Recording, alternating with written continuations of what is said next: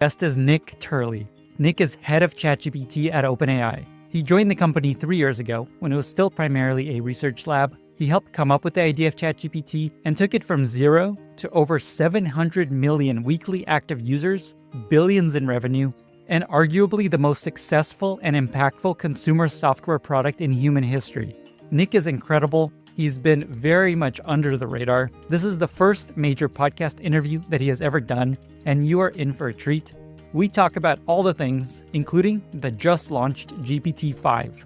A huge thank you to Kevin Wheel, Claire Vo, George O'Brien, Joanne Jang, and Peter Deng for suggesting topics for this conversation.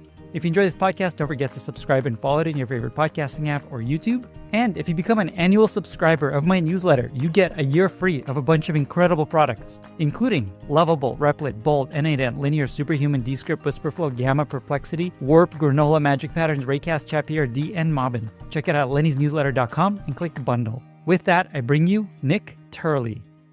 This episode is brought to you by Orcus, the company behind open source Conductor, the orchestration platform powering modern enterprise apps and agentic workflows. Legacy automation tools can't keep pace. Siloed low-code platforms, outdated process management, and disconnected API tooling fall short in today's event-driven, AI-powered agentic landscape. Orcus changes this. With Orcus Conductor, you gain an agentic orchestration layer that seamlessly connects humans, AI agents, APIs, microservices, and data pipelines in real time at enterprise scale. Visual and code-first development, built-in compliance, observability, and rock-solid reliability ensure workflows evolve dynamically with your needs. It's not just about automating tasks, it's orchestrating autonomous agents in complex workflows to deliver smarter outcomes faster. Whether modernizing legacy systems or scaling next-gen AI-driven apps, Orcus accelerates your journey from idea to production. Learn more and start building at orcus.io/Lenny. That's orkes.io/Lenny. This episode is brought to you by Vanta, and I am very excited to have Christina Cassiopo, CEO and co-founder of Vanta, joining me for this very short conversation.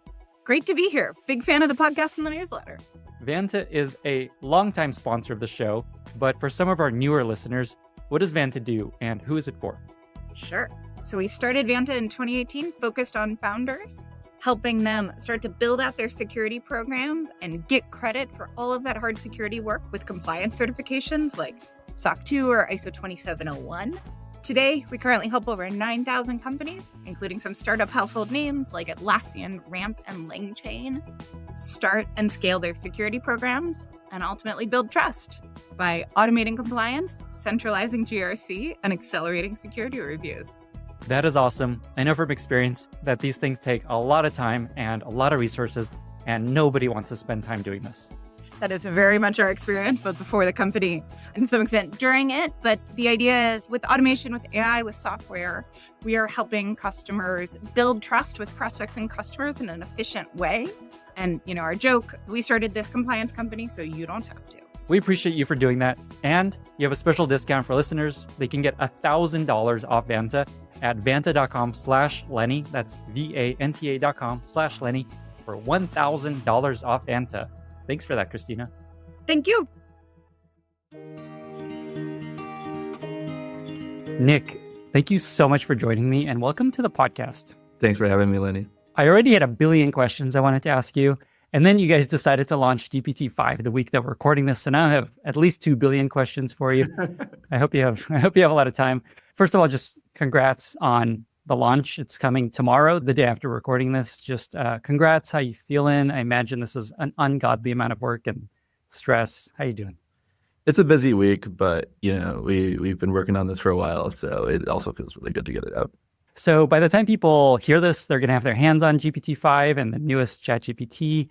What's the simplest way to just understand what this is, what it unlocks, what people can do with it? Give us kind of the pitch. I'm so excited about GPT-5. It, I think for most people, is going to feel like a real step change. If you're the average ChatGPT user, and we have 700 million of them this week, you've probably been on GPT 4.0 for a while. You probably don't even think about the model that powers the product. And GPT-5 is it just feels categorically different. I'll talk about a lot of the specifics, but at the end of the day, the vibes are good. At least we feel that way. We hope that users feel the same.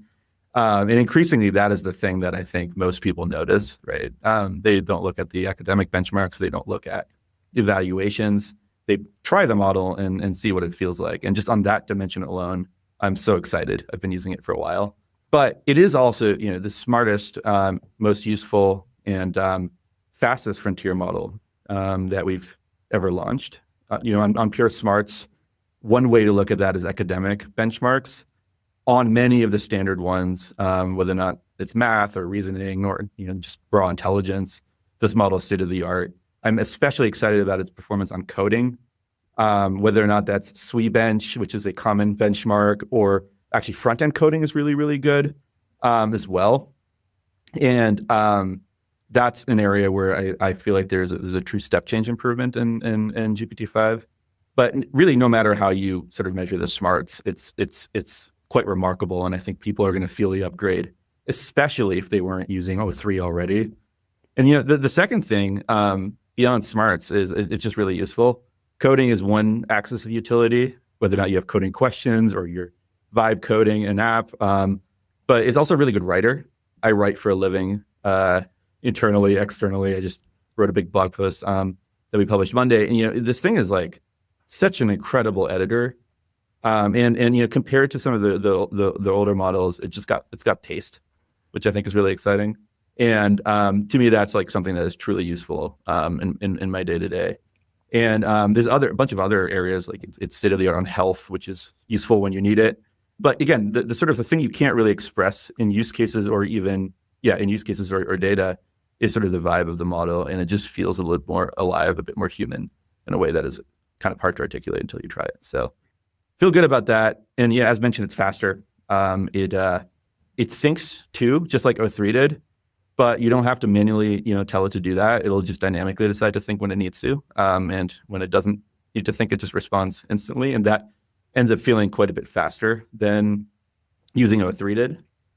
And then, maybe the thing that's most exciting is that we're making it available for free. And that's like one of those things that I feel like we can uniquely do at OpenAI because, many companies, I think, if they have a subscription model like us, they would gate it behind their paid plan. And for us, if we can scale it, we will. And that just feels awesome. We did that with 4.0 as well. So everyone's going to be able to try GPT-5 tomorrow, hopefully. How long does something like this take? Like, I don't know if there's a simple answer to this, but just how long have you guys been working on GPT-5? We've been working on it for a while. You can kind of view GPT-5 as a culmination of a bunch of different efforts. We had a reasoning tech. We had a more classic post-screening methodologies. And therefore, it's really hard to put a beginning on it. But it really is kind of the end point of a bunch of different techniques that we've been working on for a while. Can you give us a peek into the vision for where ChatGPT is going, GPT in general is going? Like, if you look at it on the surface, it's been kind of the same idea with a much smarter brain for a long time. I'm curious where this goes long term. So to maybe back up a bit, now you think of ChatGPT as this kind of ubiquitous product. Again, about 10% of the world population uses it every week. I think we have like 5 million business customers now. It's like an established category in its own right. But really, when we started, we set out to build a super assistant. That's how we talked about it at the time. In fact, the code base that we use is called SA Server. It was supposed to be a hackathon code base, but things always turn out a little bit differently. And so in some ways, that is still the vision. The reason I don't talk about it more than I do is because I think assistant is a bit limiting in terms of the mental model we're trying to create. You think of this like very personified human thing, maybe utilitarian, maybe and frankly, having an assistant is not particularly relatable to most people unless they're like in Silicon Valley and they're a manager or something like that. So it's imperfect, but like really what we envision is this entity that can help you with any task, whether or not that's at home or at work or at school, really any context. And it's an entity that knows what you're trying to achieve. So unlike ChatGPT today, you don't have to describe your problem in minute detail because it already stands your overarching goals and has context on your life, et cetera.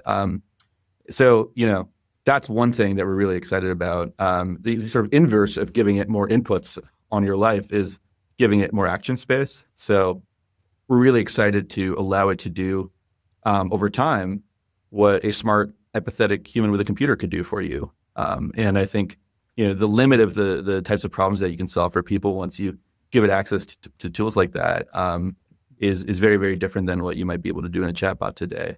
So, that's more outputs. And I often think, okay, I'm a general intelligence. What happened if I, became Lenny's intern or something? And, I wouldn't be particularly effective despite, having both of those attributes that I just mentioned. And it's because, I think this idea of building a relationship with this technology is also incredibly important. So that's maybe the third piece that I'm excited about, is building a product that can truly get to know you over time. And you saw us launch some of those things, with improved memory earlier this year. And that's just the beginning of what we're hoping to do, so that it really feels like it's your AI. So I don't know if super assistant is still the right exact analogy, but I think people just think of it as their AI. And I think we can put one in everyone's pocket and help them solve real problems, whether or not that's becoming healthy, whether or not that's, starting a business, whether or not that's, just having a second opinion on anything. There's so many different problems that you can help with people in their daily life, and that's what motivates me. So an interesting kind of between the lines that I'm reading here is the vision is for it to be an assistant for people, not to replace people. It feels like a really important piece of the puzzle. Maybe just talk about that. AI is really scary to people, and I understand, there's decades of movies on AI that have a certain mental model kind of baked in. And even if you just look at the technology today, everyone I think has this moment where the AI does something that was really deeply personal to them, and you're like, kind of thought, hey, the AI can never do that. For me, it was like weird music theory things where I was like, wow, this thing actually understands music better than I do, and that's something I'm passionate about. And so it's naturally scary. And I think the thing that's been really important to us for a long time is to build something that feels like it's helpful to you, but you're in the driver's seat. And that's even more important as the stuff becomes agentic, right? Like the feeling of being in control. And that can be small things like, we built this way of sort of watching what the AI is doing when it's in agent mode. It's not that you actually are going to watch it the whole time, but it gives you a mental model and makes you feel in control. In the same way that when you're in a Waymo, you get that screen, for those of you who've tried Waymo, you can see the other cars. It's not like you're going to actually watch, but it gives you the sense that how this thing works and what's happening. Or we always check with you to confirm things. It's a little bit annoying, but it puts you in the driver's seat, which is important. And for that reason, we always view technology and the technology that we build as something that amplifies what you're capable of rather than replacing it. And that becomes important as the tech gets more powerful. Okay, so you mentioned the beginnings of ChatGPT. I was reading in a different interview. So you joined OpenAI. ChatGPT was kind of just this internal experimental project that was basically a way to test GPT 3.5. And then Sam Altman's just like, hey, let me tweet about it, maybe see if people find this interesting, yada, yada, yada. It's the most successful consumer product in history, I think, both in growth rate and users and revenue, and just absurd. Can you give us a glimpse into that early period before it became something everyone's obsessed with? Yeah. So we had decided that we wanted to do something consumer facing, I think, right around the time that GPT-4 finished training. And it was actually mainly for a couple of reasons. We already had a product out there, which is our developer product. That's actually what I came in to help with initially. And that has been amazing for the mission. In fact, it's grown up, and now it's the OpenAI platform with, 4 million developers, I think. But, at the time, it was, early stage, and we were running into some constraints with it because there was two problems. One, you couldn't iterate very quickly because every time you would change the model, you would break everyone's app. So it was really hard to try things. And then the other thing was that it was really hard to learn because the feedback we would get was like the feedback from the end user to the developer to us. So it was very disintermediated. And we were excited to make fast progress towards AGI. And it just felt like we needed a more direct relationship with consumers. So we were trying to figure out where to start. And, in classic OpenAI fashion, especially back then, we put together a hackathon of enthusiasts of just hacking on GPT-4 to kind of see what awesome stuff we could create and maybe ship to users. And everyone's idea was some flavor of a super assistant. Like they were more specific ideas. Like we had a meeting bot that would call into meetings, and the vision was maybe we would like help. It will help you run the meeting over time. We had a coding tool, which full circle now, probably ahead of its time. And the challenge was that we tested those things, but every time we tested these more bespoke ideas, people wanted to use it for all this other stuff because it's just a very, very generically powerful technology. So after a couple of months of prototyping, we took that same kind of crew of volunteers, and it was truly a volunteer group, right? We had like someone from the supercomputing team who had built an iOS app before. We had someone, on the research team who had written some backend code in their life. They were all part of this initial ChatGPT team. And we decided to ship something open-ended because we just wanted a real use case distribution. And this is a pattern with AI, I think, where, you really have to ship to understand what is even possible and what people want, rather than being able to reason about that a priori. So ChatGPT came together at the end because we just wanted the learnings as soon as we could. And we shipped it right before the holiday, thinking we would sort of come back and get the data and then wind it down. And obviously that part turned out super differently because people really liked the product as is. So I remember sort of going through the motions of like, oh man, dashboard's broken. Oh wait, people are liking it. I'm sure it's just, going viral and stuff is going to die down, to like, oh wow, people are retaining, but I don't understand why. And then eventually we kind of like, fell into product development mode, but it was a little bit by accident. Wow. I did not know that ChatGPT emerged out of a hackathon project. Definitely the most successful hackathon project. I like to tell this story when we talk about when we do our hackathons, because I really do want people to feel like they can ship their idea, and it's certainly been true in the past, and we'll continue to make it true. If you don't want to share these things, but I wonder who that team was. The team's largely still around. Some of the researchers working on GPT-5, actually, they were always part of the ChatGPT team. Engineers are still around. Designers are still around.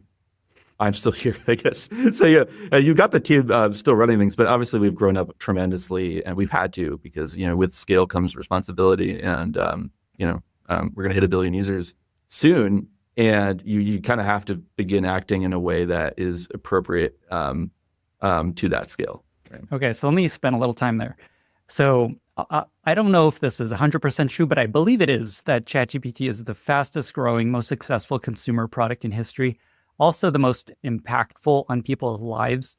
It feels like it's just part of the ether of society now. It's just, my wife talks to it. Like every question I have, I go to it, voice mode. My wife's just like, let me check with ChatGPT.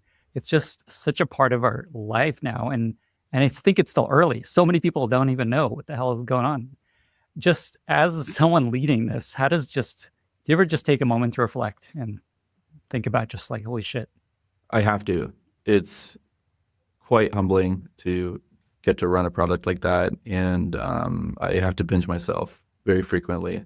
And I also have to sometimes sit back and just think, which is really hard when things are moving so quickly. And I love setting a fast pace at the company. But in order to do that with confidence, I need at least one day every week that I'm like entirely unplugged. And I'm just thinking about, what to do and process the week, et cetera. The other thing is, I've never, ever worked on a product that is so empirical in its nature, where if you don't stop and watch and listen to what people are doing, you're going to miss so much, like both on the utility and on the risks, actually. Because normally, by the time you ship a product, you know what it's going to do. You don't know if people are going to like it. That's always empirical, but you know what it can do. And with AI, because I think so much of it is emergent, you actually really need to stop and listen after you launch something, and then, iterate on the things people are trying to do, and on the things that aren't quite working yet. So for that reason alone, I think it's very important to, take a break and just watch what's going on. Okay, so you take a day off every week. Not off, okay, that's not the right way to put it. You take a day of thinking time, deep work. I need it. Yeah. And I need to hard unplug, on a Saturday or something like that. Obviously, on a Saturday, I like that. But it's just not possible otherwise. This has been a giant marathon for 3 years now. Like a sprint marathon. Sprint marathon, that's right, or interval training or something. I don't know how to exactly describe the OpenAI launch cadence, but you gotta set yourself up in a way that is sustainable. Even if this wasn't AI and it didn't have the interesting attributes that I just mentioned, I think you would need to do that. But especially with AI, it's important to go watch. So along those lines, I talked to a bunch of people that work with you, that work at OpenAI. Joanne specifically said that urgency and pace are a big part of how you operate, that's just something you find really important, to create urgency within the team constantly, even when you are the fastest growing product in history, growing like crazy. Talk about just your philosophy on the importance of pace and urgency on teams.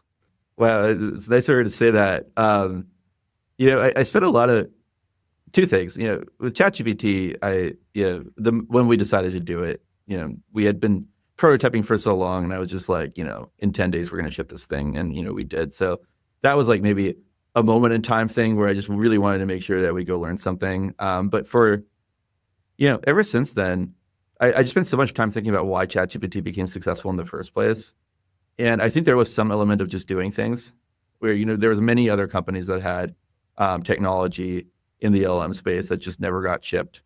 And I just felt like, of all the things we could optimize for, learning as fast as possible is incredibly important. So I just started rallying people around that. And that took different forms. Like for a while when we were of that size, I just ran this daily release sync, and I had everyone who was required to make a decision in it, and we would just talk about what to do and to pivot from yesterday, et cetera. Obviously, at some point that doesn't scale, but I always felt like part of my role here obviously was like to think about, the direction of the product, but also to just set the pace and the resting heartbeat for our teams. And again, this is important anywhere, but it's especially important when, the only way to find out what people like and what's valuable is to bring it into the external world. So for that reason, I think it's become a superpower of OpenAI, and I'm glad that Joanne thinks I had some part in that, but it really has taken a village. I love this phrase, the resting heart rate of your team.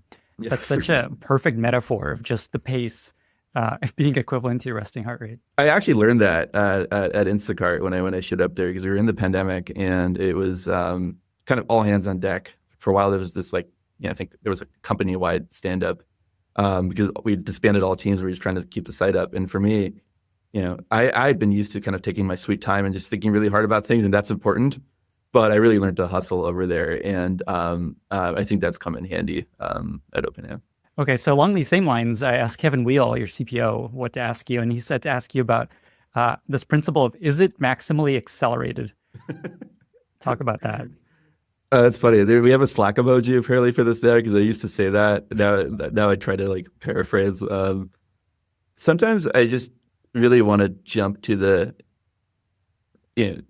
punchline of okay, why can't we do this now, or why can't we do it tomorrow? And I think that it's a good way to cut through a huge number of blockers with the team, and just instill, especially if you come from a larger company. At some point we started hiring people from larger tech companies. I think they're used to let's check in on this in a week, or let's circle back next quarter to see if we can go on the plan.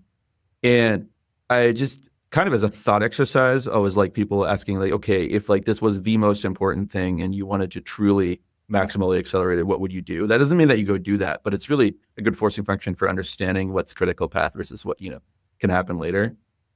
And I've just always felt execution is incredibly important. These ideas they're everywhere. Everyone's talking about a personal AI. You might have seen news on that. And I really think that execution is one of the most important things in the space, and this is a tool. So it's funny that became a meme. It's like a little pink Slack emoji that people just put on whatever they're trying to force the question. I was going to ask what the emoji was. So it's a little pink. Is there something in there like maximally? It's a Comic Sans emoji that says, "Is this maximally accelerated?" Okay. And so the kind of the culture there is, when someone is working on something, the question, the push is this maximally accelerated? Is there a way we can do this faster? Is there anything we can unblock? Yeah, and we use that sparingly, right? Because it needs to be appropriate to the context. There's some things where you don't want to accelerate as quickly as possible, because you kind of want process, and we're very, very deliberate on that, where your process is a tool. And one of the areas where we have an immense amount of process is safety, because the stakes are already really high, especially with these models. GPT-5 pushes the frontier in so many different ways. But B, you kind of, if you believe in the exponential, which I do, and most people who work on this stuff do, you have to play practice for a time where you really, really need the process for sure. And that's why I think it's been really important to separate out the product development velocity, which has to be super high, from for things like frontier models, there actually needs to be a rigorous process where you red team, you work on the system card, you get external input, and then you put things out with confidence that it's gone through the right safeguards. So again, it's a nuanced concept, but I found it very, very useful when we needed. And for everything product development, you're dead on arrival. So it's important to get stuff out. We got to open source as memes so that other teams can build on this approach. Absolutely. So interestingly, with ChatGPT, and it's not a surprise, but not only is it the fastest growing, most successful consumer product ever, retention is also incredibly high. People have shared these stats that 1 month retention is something like 90%, 6 month retention is something like 80%. First of all, are these numbers accurate? What can you share there? I'm obviously limited on what exactly I can share, but it is true that our retention numbers are really exciting. And that is actually the thing we look at. We don't care at all how much time you spend in the product. In fact, our incentive is just to solve your problem. And, if you really like the product, you'll subscribe. But, there's no incentive to keep you in the product for long. But we are obviously really, really happy if, over the long run, 3-month period, et cetera, you're still using this thing. And for me, this was always the elephant in the room early on. It's like, hey, this may be a really cool product, but, is this really the type of thing that you come back to? And it's been incredible to not just see strong retention numbers, but to see, in improvement in retention over time, even as our cohorts become, less of an early adopter and more, the average person. So, so that note is something that I don't think people truly understand how rare this is. Yeah. When a product, the cohort of users comes, tries it out, and then retention over time goes down, and then it comes back up. People come back to it a few months later and use it more. And it's called a smiling curve or smile curve, and that's extremely rare. Yeah. No, there's some smiling going on, not just on the team.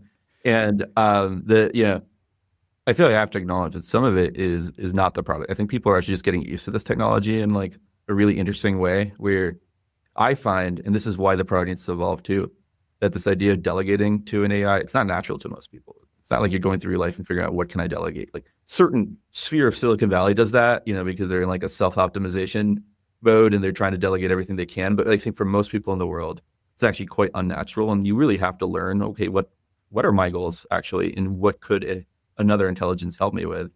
And I think that just takes time. And people do figure it out once they've had enough time with the product. But then, of course, there's been tons of things that we've done in the product too, whether or not it's making the core models better, whether or not it's new capabilities like search and personalization and all of that kind of stuff, or just standard growth work too, which we're starting to do.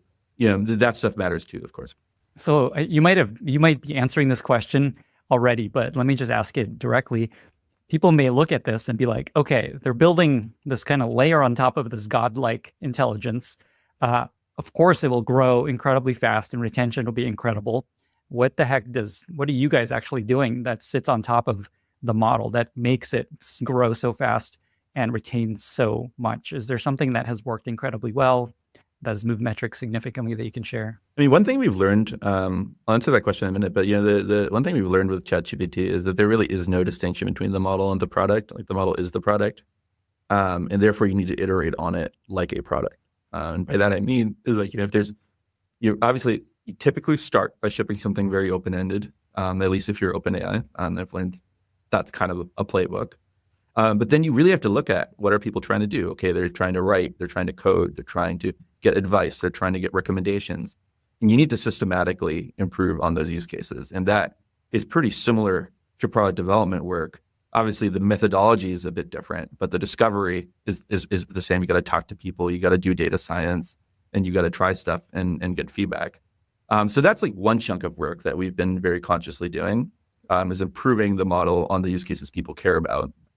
And there's also such a thing as vibes, because I'm sure you know, and that's one of the things that I'm excited about in GPT-5 is that the vibes are really good. So that too is, we have a model behavior team, and they really focus on, what is the personality of this model and how does it speak and talk. So there's that kind of work. I would say that's maybe, a third of the, retention improvements that we see or so, just roughly. And then I think another third is what I would call sort of product research capabilities. They're research driven for sure. They have a research component, but they're really new product features or capabilities. And like search is one example of that, where, if you remember in the olden days, aka like, maybe 20 months ago or something, you would talk to ChatGPT and it'd be like, as of my knowledge cut off, or I can't answer that because that happened too recently or something like that. And, that is a type of capability that has been incredibly retentive. And for good reason. It just allows you to do more with the product. Personalization, like this idea of advanced memory, where things can really get to know you over time, is another example of a capability like that. I think that's another good chunk. And then, the third stuff is the stuff you would do in any product, and those things exist too.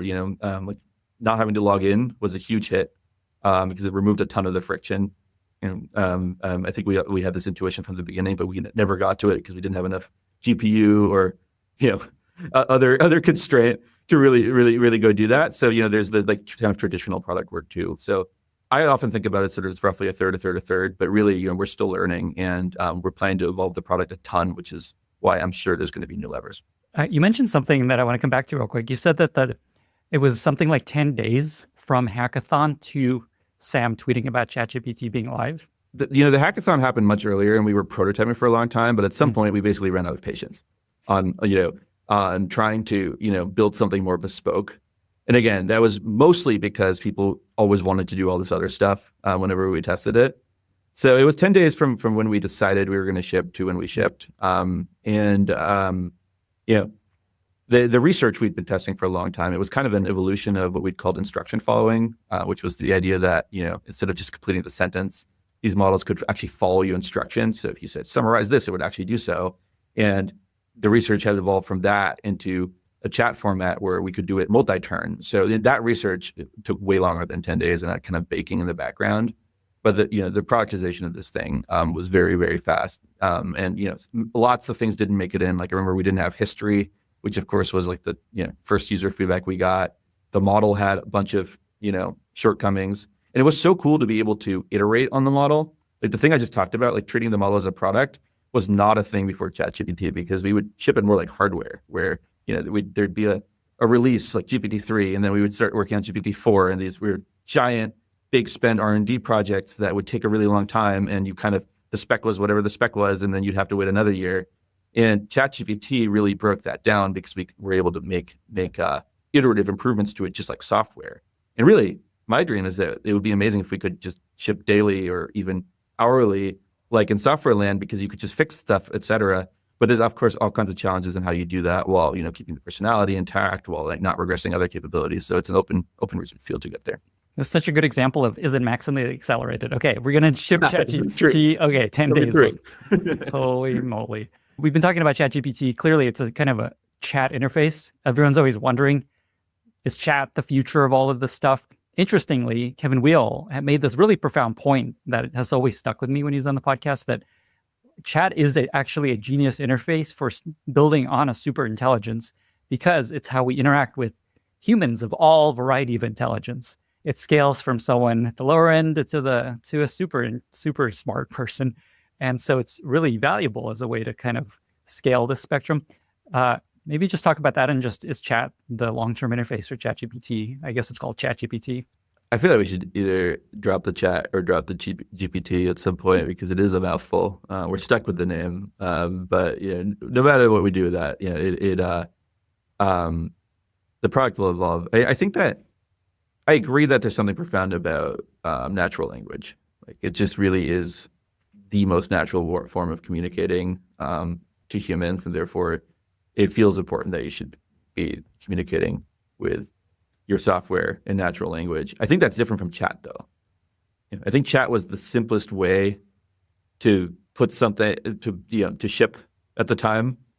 I'm baffled by how much it took off as a concept. I'm even more baffled by how many people have copied the paradigm rather than trying out a different way of interacting with AI. I'm still hoping that will happen. So I think natural language is here to stay, but this idea that it has to be a turn-by-turn chat interaction, I think, is really limiting. And this is one of the reasons I don't love the super assistant analogy, even though we used to always use it, is because if you think that way, then you kind of feel like you're talking to a person. But and GPT-5 is amazing at making great front-end applications. So I don't see a reason why you wouldn't have AIs that can render their own UI in some way. And you obviously want to make that predictable and feel good.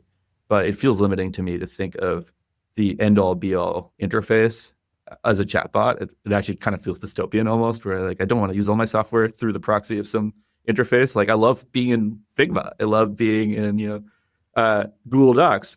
those are all great products to me, and they're not chatbots. So yes on natural language, but no on chat is where I would describe my point of view. And I'm just hoping in general that we see more sort of consumer innovation on how people interact with AI.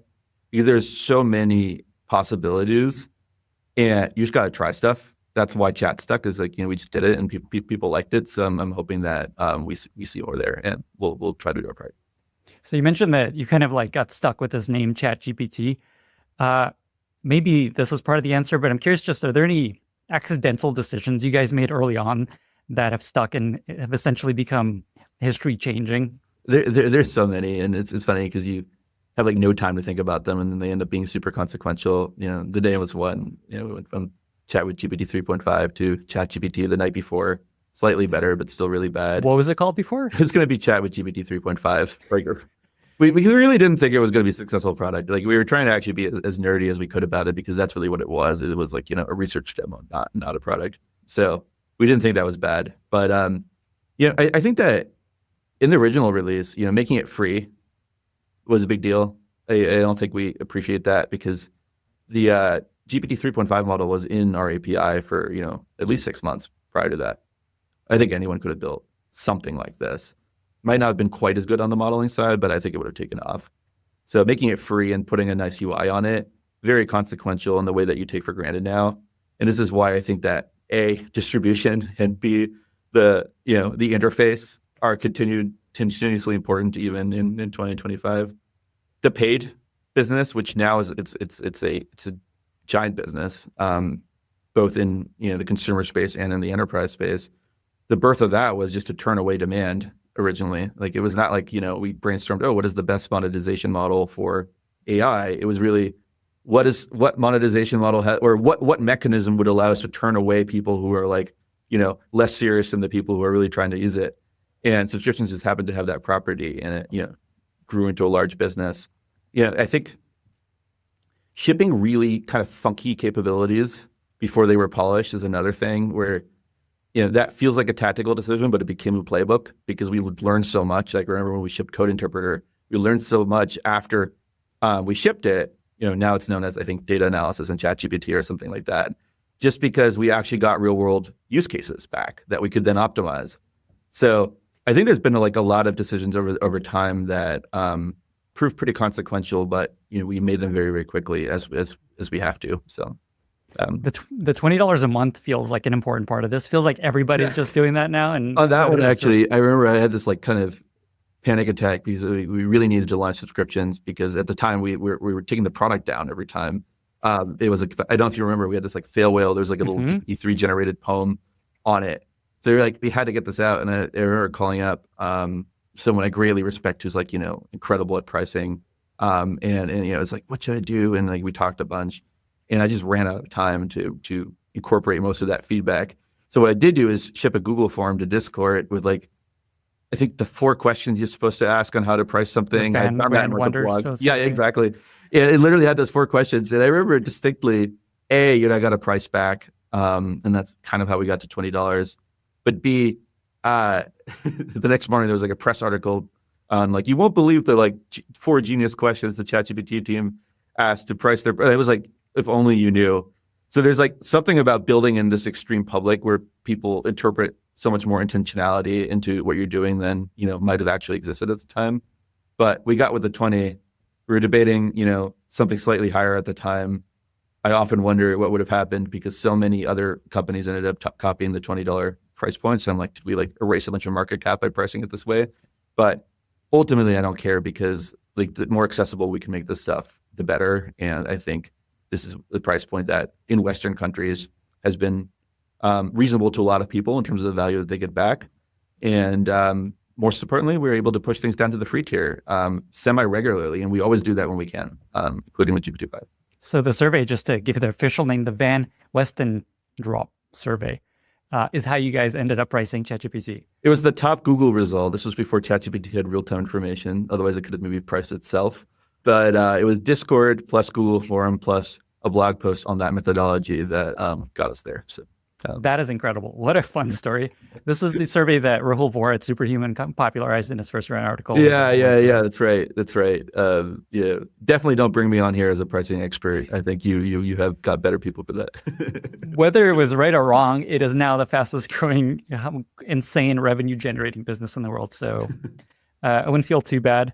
No, it worked out. Yeah, it worked out. And by the way, I'm on the 200 a month tier, so there's clearly room. Thank you. That the story of that one is interesting too, because originally the purpose of the Plus plan was to be able to ship first uptime and then be able to ship capabilities that we couldn't scale to everyone. And at some point, you got so many people in the Plus tier that had just lost that property.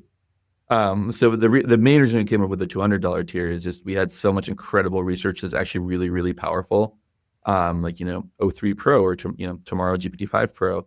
And just having a vehicle of shipping that to people who really, really care is exciting, even though it kind of violates the standard way a SaaS page should look. It's like a little jarring to see the 10x jump. So thank you for being a subscriber on that. And thank you everyone else who's watching who's subscribed to any tier. It's great. I'm just going to throw a fishing line into this pond of, are there any other stories like this? You shared this incredible story of Chat with GPT 3.5 being the original name. How you came up with pricing. Is there anything else? Enterprise is an interesting one too, because we've been seeing so much incredible adoption in the enterprise, and it's sort of objectively crazy to try to take on building a developer business and a consumer business and and an enterprise business and all at once. But the story there is in like month one or two, it was like very clear that most of the usage was like kind of worky usage, actually much more than today, where you've got so many like kind of consumers on the product, and it's kind of sort of transcended into pop culture. But at the time, it was like writing, coding, analysis, that kind of stuff, and we were pretty quickly organically in like 90% of Fortune 500 companies in a way that I had seen maybe at Dropbox back when that was my 2 jobs ago, where we kind of had a similar story, and since then there's been more PLG companies. But the real reason we did enterprise, I remember we were debating, should we do enterprise or should we launch an iOS app? Because that's how small the team was. And the reason they did is we were starting to get banned in companies because they all, felt, rightfully or wrongfully that, the privacy and deployment story, et cetera, wasn't there. So I was just like, man, we have to do something. We're going to miss out on a generational opportunity to build a work product. And, we've literally defined AGI as, outperforming most humans at economically valuable work, or I probably butchered that, but I think that's the way we put it. And so I feel like we had to be present there, and it was a fairly quick decision at the time, but it's grown into an immense business. We just hit 5 million business subscribers, up from 3, I think, a month or 2 ago. So it is kind of this spin-off that it's taking a life of its own that I'm really, really excited about for obvious reasons.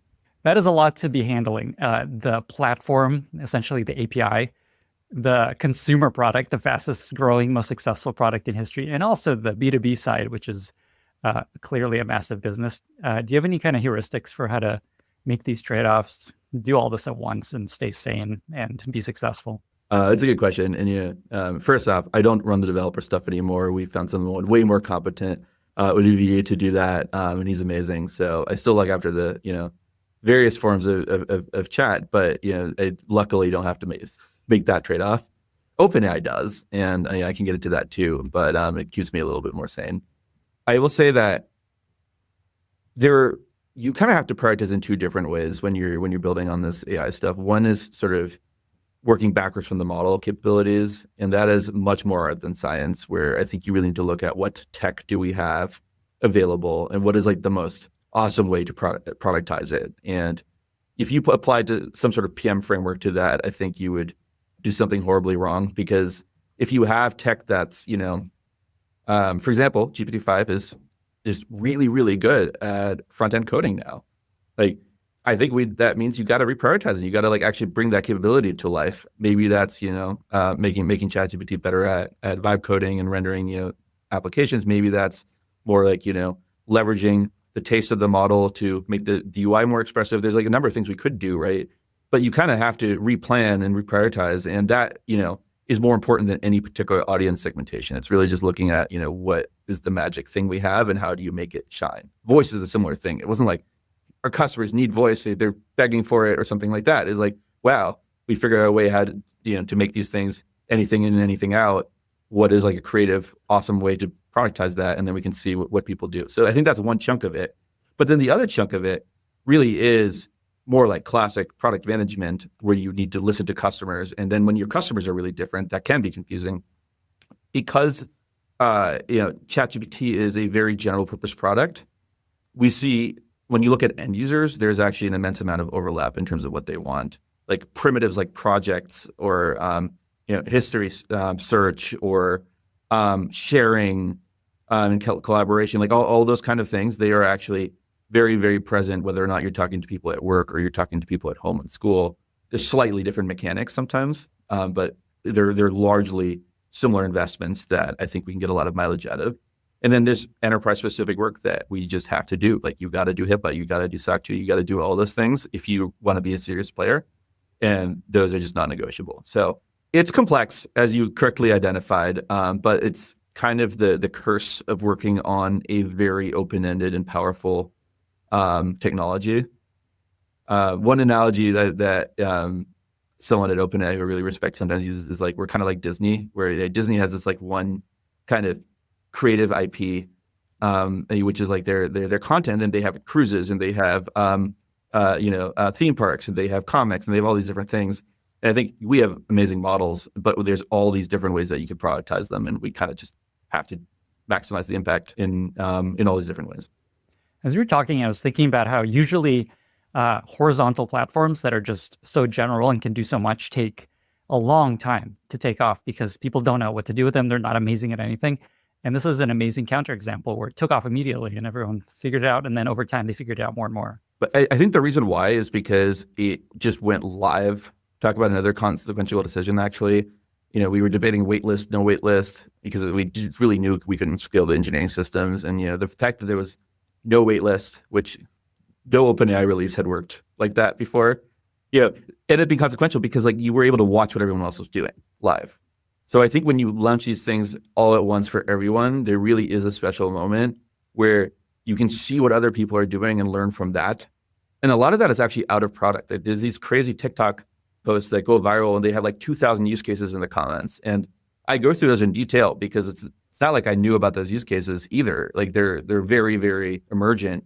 And I just go through the comments and, process because there's so much to learn. And for that reason, I think we get to escape the empty box problem a little bit because, so much learning is happening out of product as people are watching each other either in IRL or online. That is so interesting because you think about Airtable, you think about Notion, all these companies, they took like years to just build and craft and think and go deep on what it could be. It's like the compare Airtable, which like, they had to do templates, they had to do like all these kind of things of taking the horizontal product and making it like use case driven. They compare it to the Instant Pot, which, there's recipes being shared everywhere online. Like there's a kind of this whole ecosystem around it. I think we were really lucky with ChatGPT that happened where there's just users sharing use cases with other users everywhere. And therefore I think, we kind of got very lucky by jumping ahead on that journey. Right? And it feels like a core there is Sam had a big following and everyone would pay attention to something he launched. So that's a really interesting new strategy for launching a horizontal product with a huge distribution channel. Just launch it and see what comes up. Yeah, and of course, I'm actually really excited to take some of that into the product. Like, I think we shouldn't rest on the fact that there's so much out of product discovery happening. Like I actually think for the average consumer, it would be amazing if the product did a little bit more work on really exposing to you what is possible. I still feel like ChatGPT feels a little bit like MS-DOS. We haven't built Windows yet, and it will be obvious once we do. But there's something that feels a little bit like imagine MS-DOS like gone viral and you were just trying to like hack like little conversation starters onto it. That might have missed sort of the big picture in terms of how to really communicate affordances and value to people. And so I think there's actually a ton more product work to do in addition to just seeing use cases spread.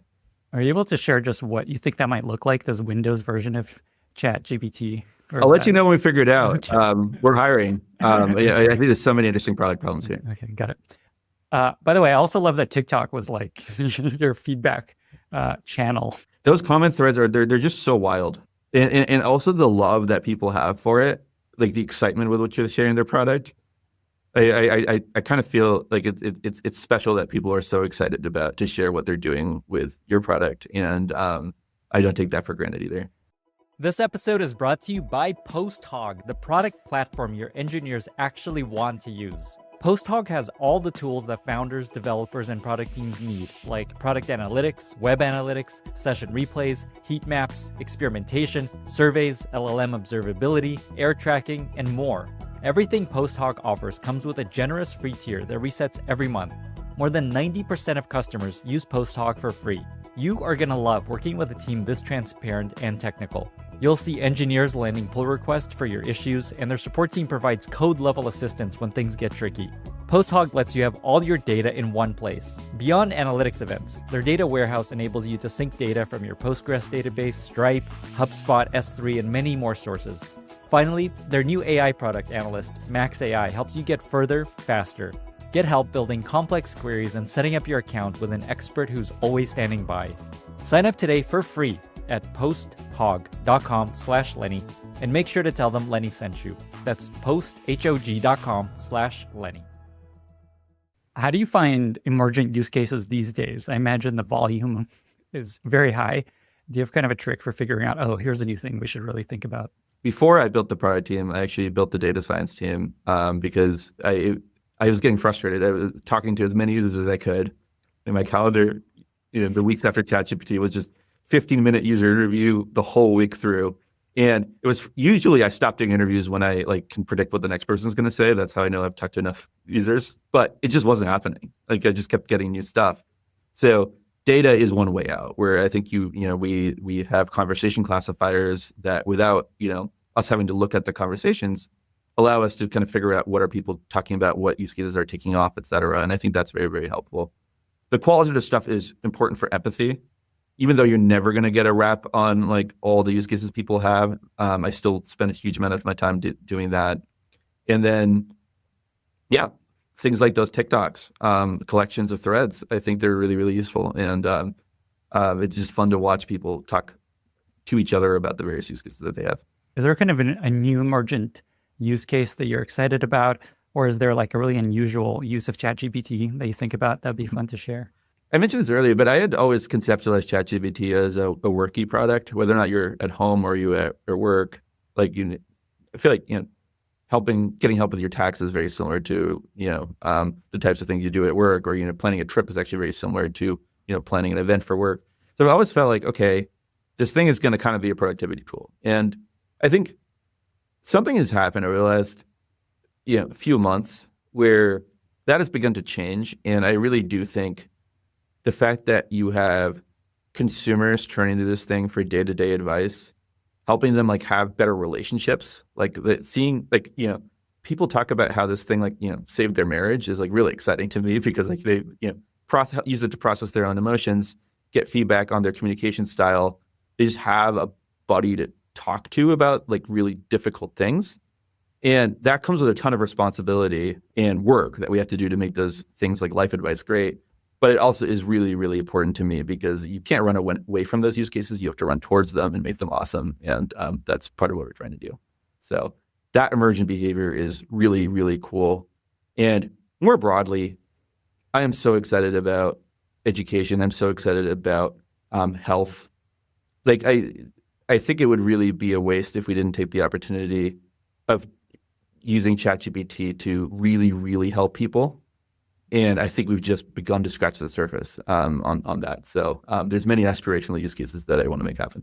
Along those lines, an interesting use case I've recently had, I feel like it's going to be really helpful for couples that are disagreeing about something when they need a third opinion. I just had this recently where my wife's like, you can't heat a whole thing that you're going to only eat part of in the microwave and then put it back in the fridge. It's like, what's the problem? I'll heat it up. I'll put it back in the fridge.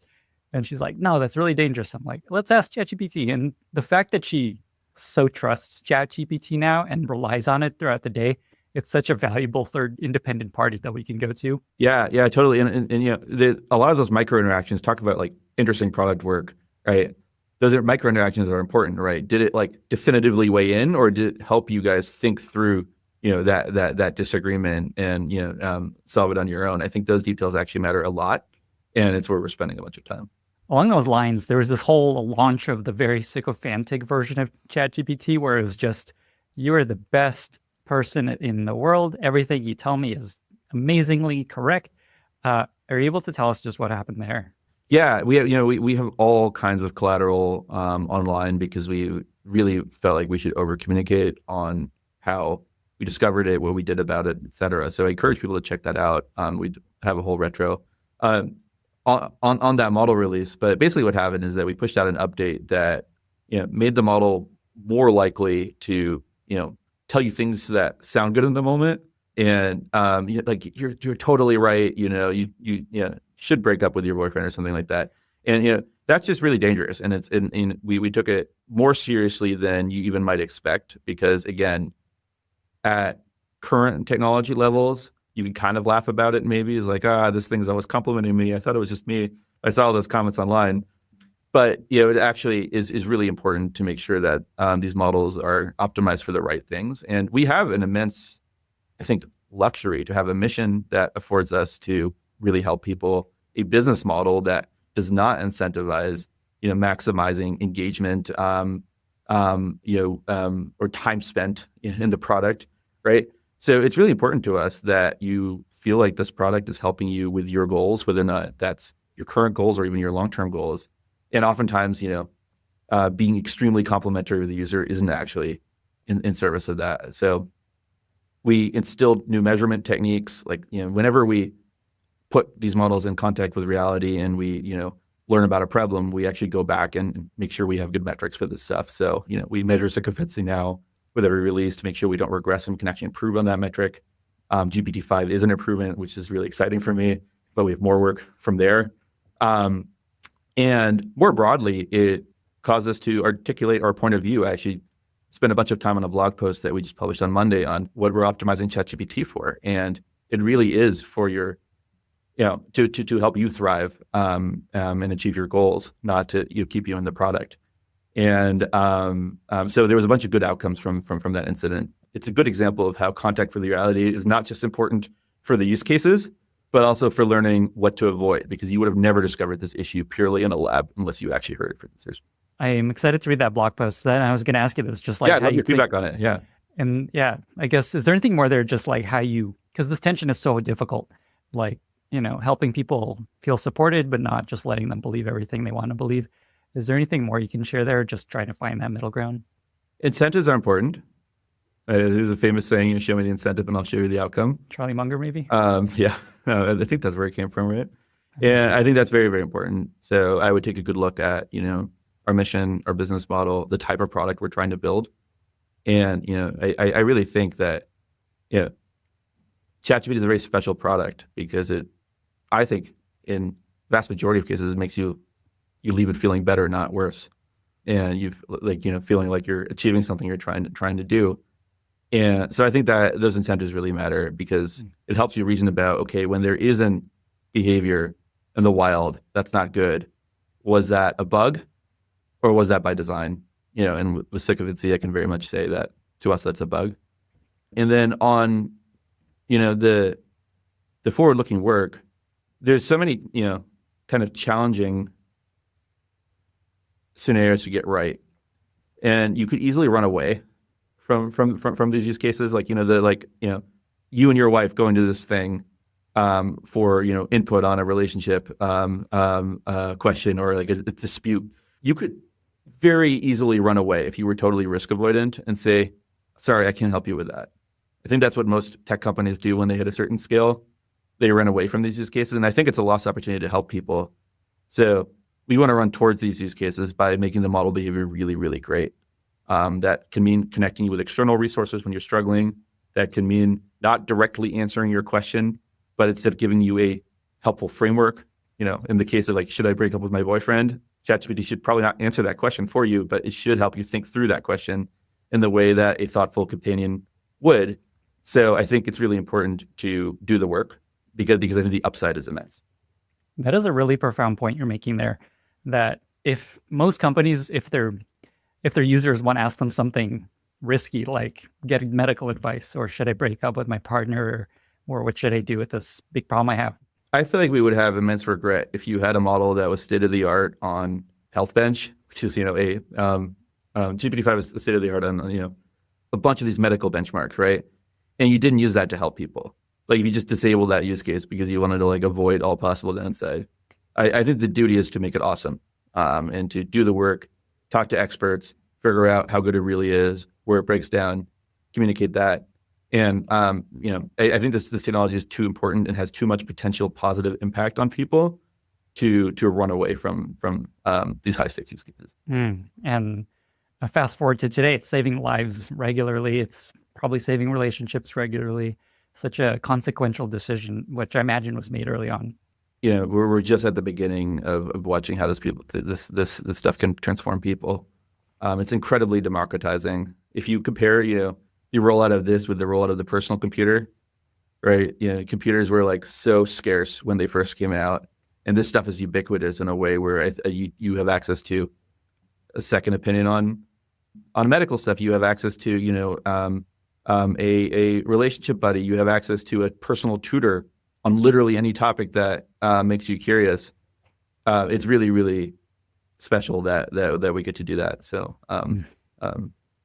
unique point in history. Let me zoom out a bit and talk about OpenAI and just product in general. So you've worked at traditional product companies, Dropbox, Instacart. Now you're at OpenAI. What's maybe the most counterintuitive lesson you've learned about building products from your time at OpenAI? Each time, I always tried to pick the most maximally different job whenever I made a job change. So after Dropbox, I was like craving a real world product because it was just so different than working on SaaS, et cetera. And after Instacart, I was craving on working on something that intellectually was interesting, and had, this kind of like sort of invoked the nerd in me. And, so I've always looked for things that are really different. And then once I showed up at these places, I tried to understand what makes that place successful. Like what is truly the thing that they cracked and how we can lean into that even more. And I think I spent a lot of time thinking about this with OpenAI, especially after ChatGPT. Before that, it was kind of a moot point because we didn't really have much revenue or products or anything that, like that. And there's a few things that come to mind that have driven many decisions. One is the empiricism. We talked about that a bit. The fact that you can only find out by shipping, which is why I maximally lean into that. And that's, huge part of why we ship so much. One of them is that, amazing ideas come from anywhere. The thing about running a research lab is you really don't tell people what to research. That's not what you do. And we inherited that culture even as we become a research and product company. So just letting people do things who have amazing ideas rather than sort of being the gatekeeper or prioritizer of everything or something like that, has been proven, immensely valuable to us. And that's where much of the innovation comes from, is empowered, smart people on any function, really. So that was a good inheritance from what I think made OpenAI successful and makes us successful. The interdisciplinariness of really making sure that you put research and engineering and design and product together rather than treating them as silos. I think that's the thing that has made us successful and that you see come through in every product we ship. Like if we're shipping a feature and it doesn't get 2x better as the model gets 2x smarter, it's probably not a feature we should be shipping. Not always true. SOC 2 doesn't get better with smarter models. But, I think for many of the core capabilities, that's a good litmus test. So I've always found you really have to lean into why is this place successful and then maximally accelerate that, so to speak, because it's what allows you to turn something that feels like an accident into something that is a repeatable playbook. So you talked about this kind of collaboration between researchers and product people, and you've been at the beginning of ChatGPT from day one to today, from 0 to 700 million weekly active users, not just registered users, weekly active users.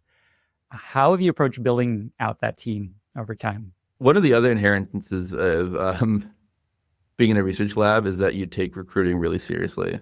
That's something that, AI labs know. Every person matters. But many tech companies, they go through hypergrowth and they kind of lose their identity. They lose their talent bars. They just kind of have chaos. So we've always had this tendency to run relatively lean. So it is a small team that is running ChatGPT. I take inspiration from WhatsApp, where it was a very small team running a very global scale product. And then more importantly, you have to treat hiring a little bit more like executive recruiting and less like just pure pipeline recruiting, where you really need to understand what is the gap you're trying to fill on each team, what is the specific skill set, and how do you fill it. To give you an example, I'm a product person at heart, but sometimes a team doesn't need a product person because there's already someone doing that role. In many cases, we have a really talented engineering leader who has amazing product sense, or we have a researcher who has product ideas, and in my mind, they can play that role.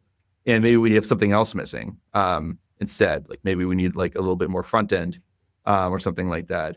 In other cases, maybe what you're missing is incredible data scientists. So I really like to go through every single team and figure out what is the skill sets that team needs and how do you put it together from principles, rather than just assuming, hey, we're going to do a bunch of pipeline recruiting for all these different roles and then, people will find a team later.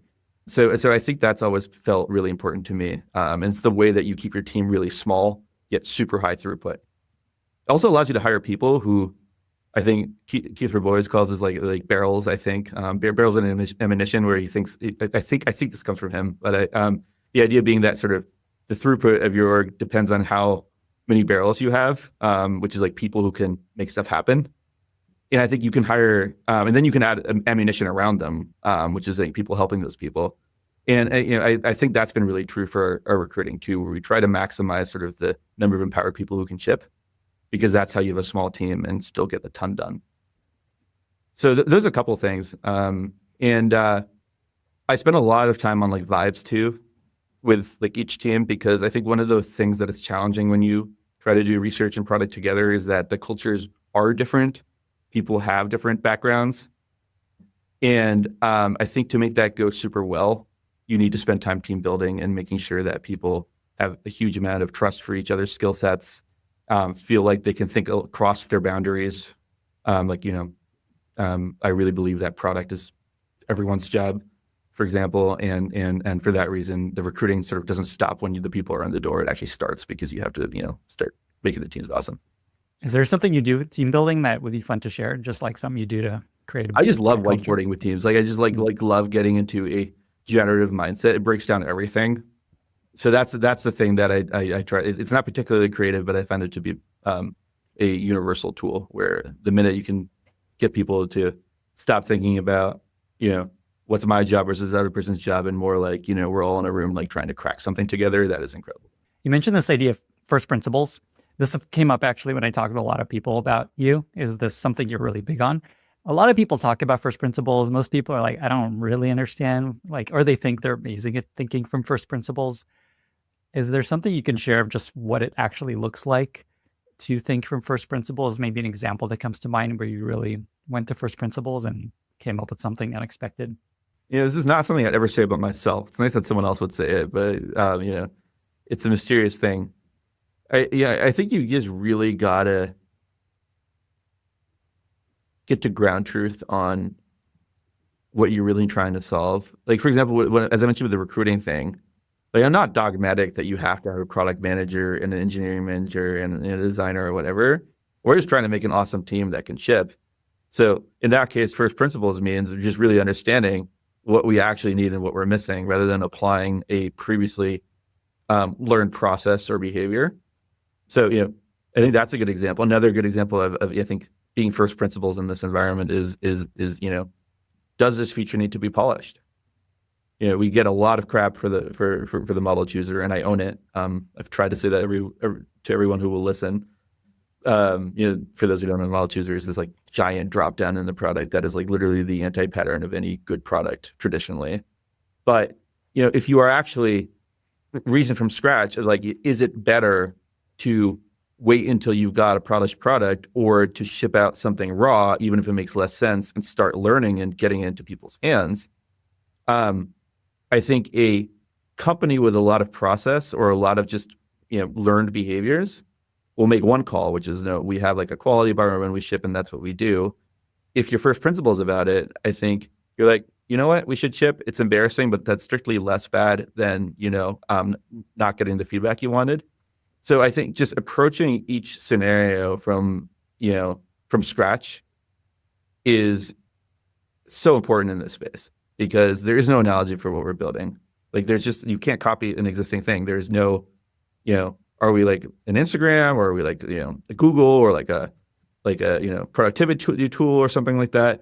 I don't know. But you can learn from everywhere, but you have to do it from scratch. And I think that's why that trait tends to make someone effective at OpenAI. And it's something we test for in our interviews too. So this theme keeps coming up, and I think it's just important to highlight something that you keep coming back to, which is this trade-off of speed and polish, and how in this space, speed is more important, not just to stay ahead, but to learn what the hell people actually want to do with this thing.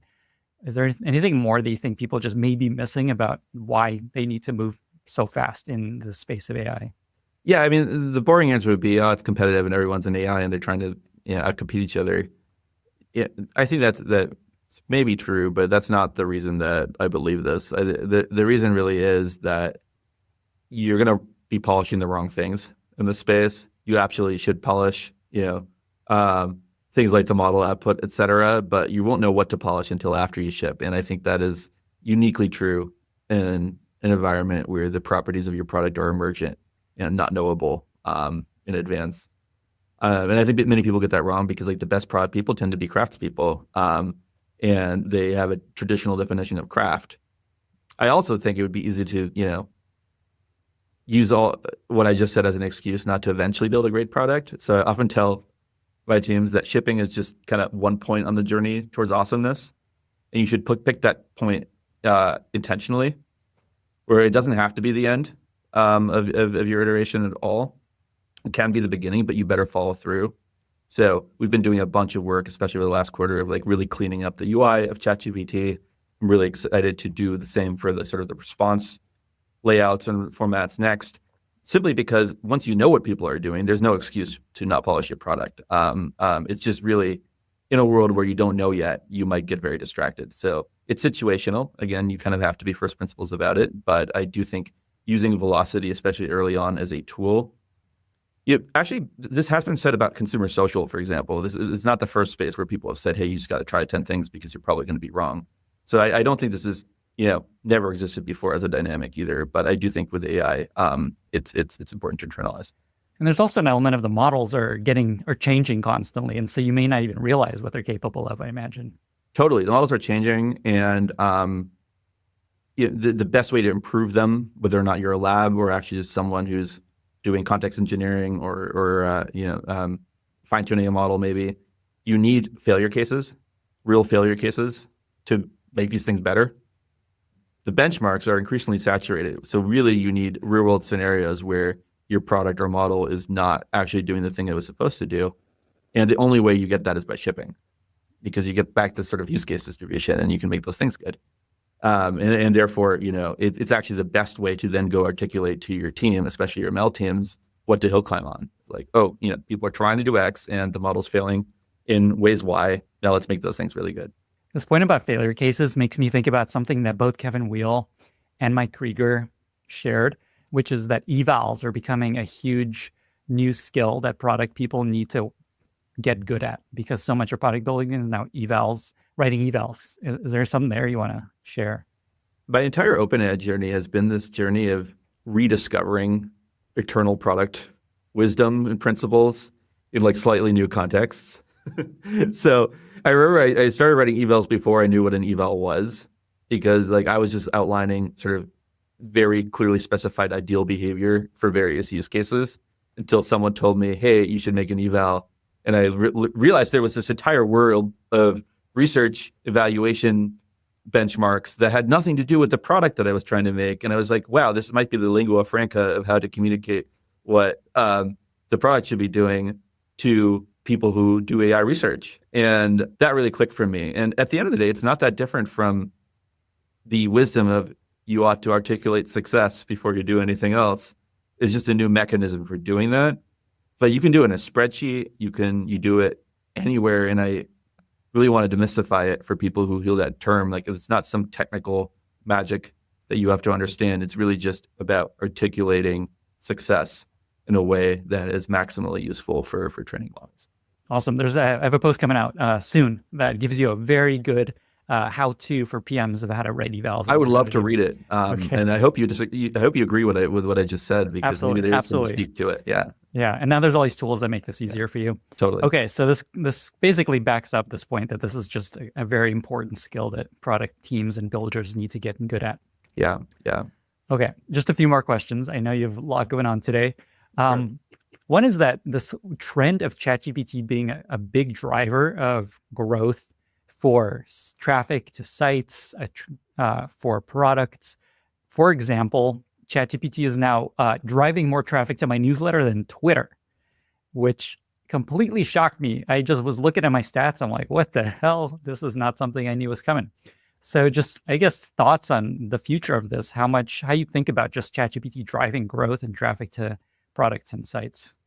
I'm really excited about it because, in the same way that I find it dystopian to talk to everything through a chatbot, I also find it dystopian to, not have amazing new high quality content out there.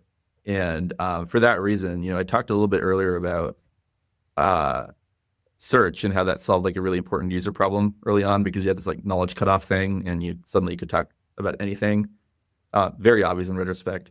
It wasn't just a user problem, right? It's an ecosystem problem where like your original ChatGPT, it didn't have outlinks. It would just, answer your question and it would keep you in the product. And, even if you wanted to keep reading or go deeper, there was no way for us to drive traffic back to the content ecosystem. And I've been really excited about what we've been doing in search, not just because it gives people more accurate answers, because it allows us to surface really high quality content like this podcast to people who want to see it. And of course, there's so many interesting questions about, well, in the sort of Google era, there was the search engine optimization and there was like clearly understood mechanisms of how to show up and get more traffic.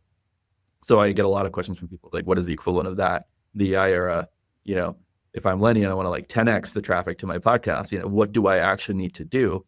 And the truth is we don't have amazing answers there, simply because the way to appeal to an AI model ideally is the same way that you would appeal to a real user, because the model's supposed to proxy the interests of the user and nothing else. At least, that's how I want our product to work. And for that reason, my advice is super lay, which is like make really high quality content, which, is not as actionable as I think people making content would ideally like. And I think this is why we have more work to do, because maybe there's a better mechanism or protocol that we could come up with. But I'm excited this is driving meaningful traffic for you. And I hope that, other people making great content start to feel this way, because again, it's a very nascent area. There's two acronyms people have been using for this specific skill of AI-driven SEO. I think one is AEO, which is answer engine optimization. The other is GEO. Is that, I forget the G one. Generative, I don't know. Generative, AI optimization. Yeah. Do you have a favorite of this too? Are you? No. I try to shy away from these terms unless they become inevitable. Because I'm not entirely sure if that should be a concept or not. Again, I think ideally, ChatGPT understands your goals and therefore understands what content would be interesting to you. And the content creator's job is to share enough information and metadata about that content such that the AI model can make a user-aligned decision. And therefore, I'm not sure if giving this thing a name and making a thing is what we should be doing or not. I'm very eager to learn from folks making content about what this could look like, because again, we're still working through. Along these lines, another question people think about is you have GPTs, which are kind of these like custom GPT apps that you can build to answer very specific use cases. There's always this question of, you're going to build kind of like an app store where I can plug in my product into ChatGPT, monetize that. Is there stuff there that you could talk about that might be coming someday? GPTs are cool. They're kind of ahead of their time in the sense that we built that kind of concept before you could really build very differentiated things, at least in the consumer space. your like learning GPT is going to be pretty similar to what the model could already do out of the box. So it's mainly like a way of articulating a use case to people, but it doesn't have enough tools yet to make something that feels like an app, so to speak. Different in the enterprise, by the way. We're seeing a ton of adoption of GPTs there because just every single company has very bespoke business processes and problems, et cetera. And it's a really, really useful tool there. They also have unique data that they can hook up to these things that it can retrieve over. So we've seen a lot of success there. I think the idea is the right one. And I think we're going to figure out a good mechanism for it, because when you have so much capability packed into AI, it feels really powerful to allow people to package that up in ways that have a clear affordance, a clear use case, and are differentiated from each other. I also would love it if you could start a business on ChatGPT. Like, I think there really is a world where, as this thing hits billion user scale, it can get you distribution. It can get you, started on making something in the same way that people built on the internet. And, there was entirely new businesses to be built. So I think we'll have more to share there in the future. GPTs was an early stab, and I'm just excited to evolve the thinking there as the models get good and our reach increases as well. Amazing. That is really cool. I'm really excited to see what you guys do there. Okay.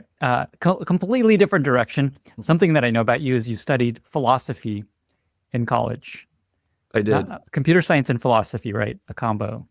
Yeah, I started as a philosophy major and took one coding class because I really liked logic, and programming was most similar to that. And then I fell in love with coding, and then eventually computer science, and I just kept doing more and more of it. But until then, I'd never really thought of myself as a technical person, so it was kind of a late discovery in my life that I'm very grateful for. What an incredible combination for someone leading this product. It's true. It is really coming in full circle in a way that I couldn't have predicted. Like, the amount of questions you have to grapple with are truly super interesting. And philosophy it's not a traditionally practical skill, but it does really teach you to think things through from scratch and to articulate a point of view. And I think that has come in handy numerous times.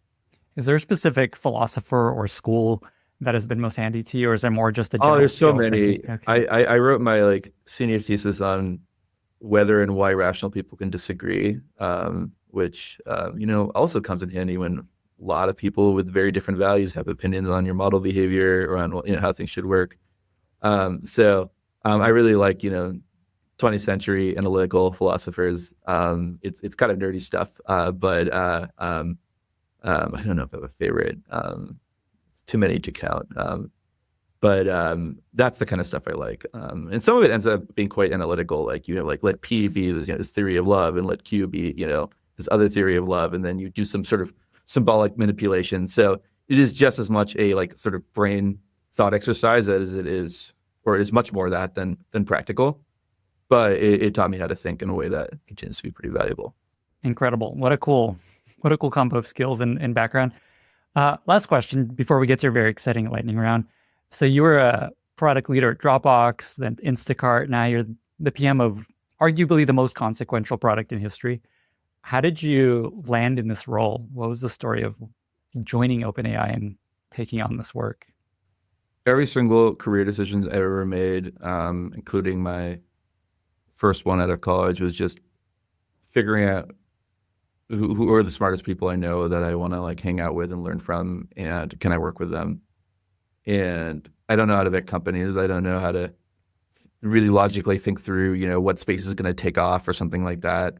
But I just do feel like I have a sense on people. And, for Dropbox, I, followed the head teaching assistant for a class that I was TAing. And, for Instacart, I followed some of the smartest product people I knew. And for OpenAI, the person who recruited me, Joanne, I had messaged her about getting off the Dolly wait list, and she said, "Hey, only if you interview here."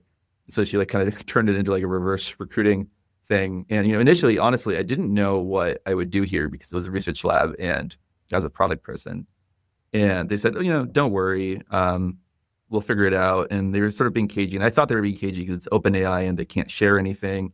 But they were being cagey because we actually just didn't know yet at the time. So I showed up and I kind of did everything under the sun, and it definitely wasn't product. It was I think my first task was fix the blinds or something like that. And then, I started sending out NDAs for people because they needed some operational help. And then, I started asking, wait, why am I sending out NDAs? It's, so we could talk to users. And I was like, talking to users, that sounds like the thing I know how to do. And I quickly stumbled into doing product work.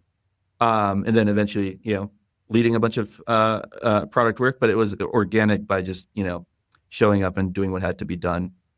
Because again, the company I joined was not a product company by any. Wow. This is such a good example of, I don't know if you think of it this way, but when someone offers you a seat on a rocket ship, don't ask which seat. Except I didn't know it was a rocket ship. I just thought it was, I kind of got nerd sniped is what I would describe it as. Where like, as I prepared for the conversation to get, off the Dolly waitlist, really, I just started, reading about the space, and that, piqued the like philosophy brain, and then also actually the computer science brain. I was like, wait, this is cool. And then I started reading all the academic papers of that era. And, so it was intellectual itch and the people, but then I stayed for the product opportunity. Obviously, I post ChatGPT, when that took off, realized that, we'd built a rocket ship, or we'd launched it while building it. Maybe this is the analogy, but I can't say that, it felt like a hyped job or anything like that when I applied. So kind of a lesson there is follow, as you said, follow the smartest people you know. There's also just this thread of follow things that are interesting to you. Just you playing with Dolly led to this opportunity. Yeah. And actually that's something we still test for is curiosity is like an attribute that we think matters so much more than your ML knowledge. I'm not making a comment on research hiring. I think you do need some ML knowledge, I'm afraid. But, on like for product and engineering and design people and, those kinds of functions, I actually think that if you are just curious about the stuff works, it doesn't matter at all if you've never done it before. In fact, if you were to filter for people who've done it before, you would have a very narrow filter of very lucky people rather than necessarily the best people you can get. So I think we've scaled that. It's certainly what got me here, but I think it's actually just generically been a good predictor of success at OpenAI. Nick, I told you I had a billion. I said I had 2 billion questions to ask you. I feel like I've asked a lot. I feel like I still have 1 billion left, but I know you told me right after this you have a big GPT-5 check-in that you got to get to. So we got to ship. We got to ship. It better ship now that this is recorded and we're putting this out. It's true. This is the forcing function. Okay, so before we get to a very exciting lightning round, is there anything else that you want to share, leave listeners with, think is important to share? I try to share a little bit about how I made decisions because I hope to, I'm not that far out of school. I relate a lot to people who are coming on the job market, who are trying to figure out what to do with their life right now. And I feel very confident that if you surround yourself with people that give you energy and if you follow the things you're actually curious about, that you're going to be successful in this era. So my, parting advice to folks really is put yourself around good people and do the things you're actually passionate about, because in a world where this thing can answer any question, asking the right question is very, very important. And the only way to get, learn how to do that is to nurture your own curiosity. So it worked for me, and it's the one repeatable thing that I can share. Everything else is luck. And this is counter to what a lot of people are doing right now, which is follow the money. Where can I make the most? How do I grow this thing and make $100 million? Like all these people that are getting these crazy offers were not planning to make a lot of money doing this. It's quite interesting to see that stuff play out, because I think all these people entered, school for genuine reasons. They were excited about the space. They were researching it. They were pursuing knowledge, and I'm happy that that's being rewarded. And I don't know what the rewards will look like in the future, especially in a post-AGI world. But I just have a feeling that if you follow that advice, you'll end up okay. With that, Nick, we've reached our very exciting lightning round. I've got 5 questions for you. Are you ready? Sure. Yeah.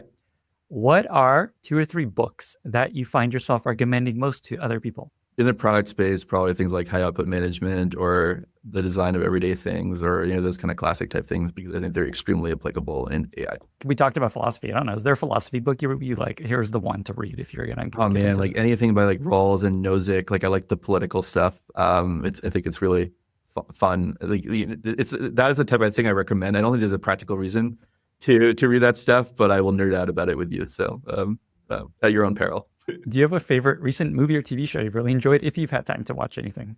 I think you've got to do a little bit of sci-fi to be in this space. You shouldn't copy any of it, but I think you learn from it. So regularly rewatch Her and Westworld.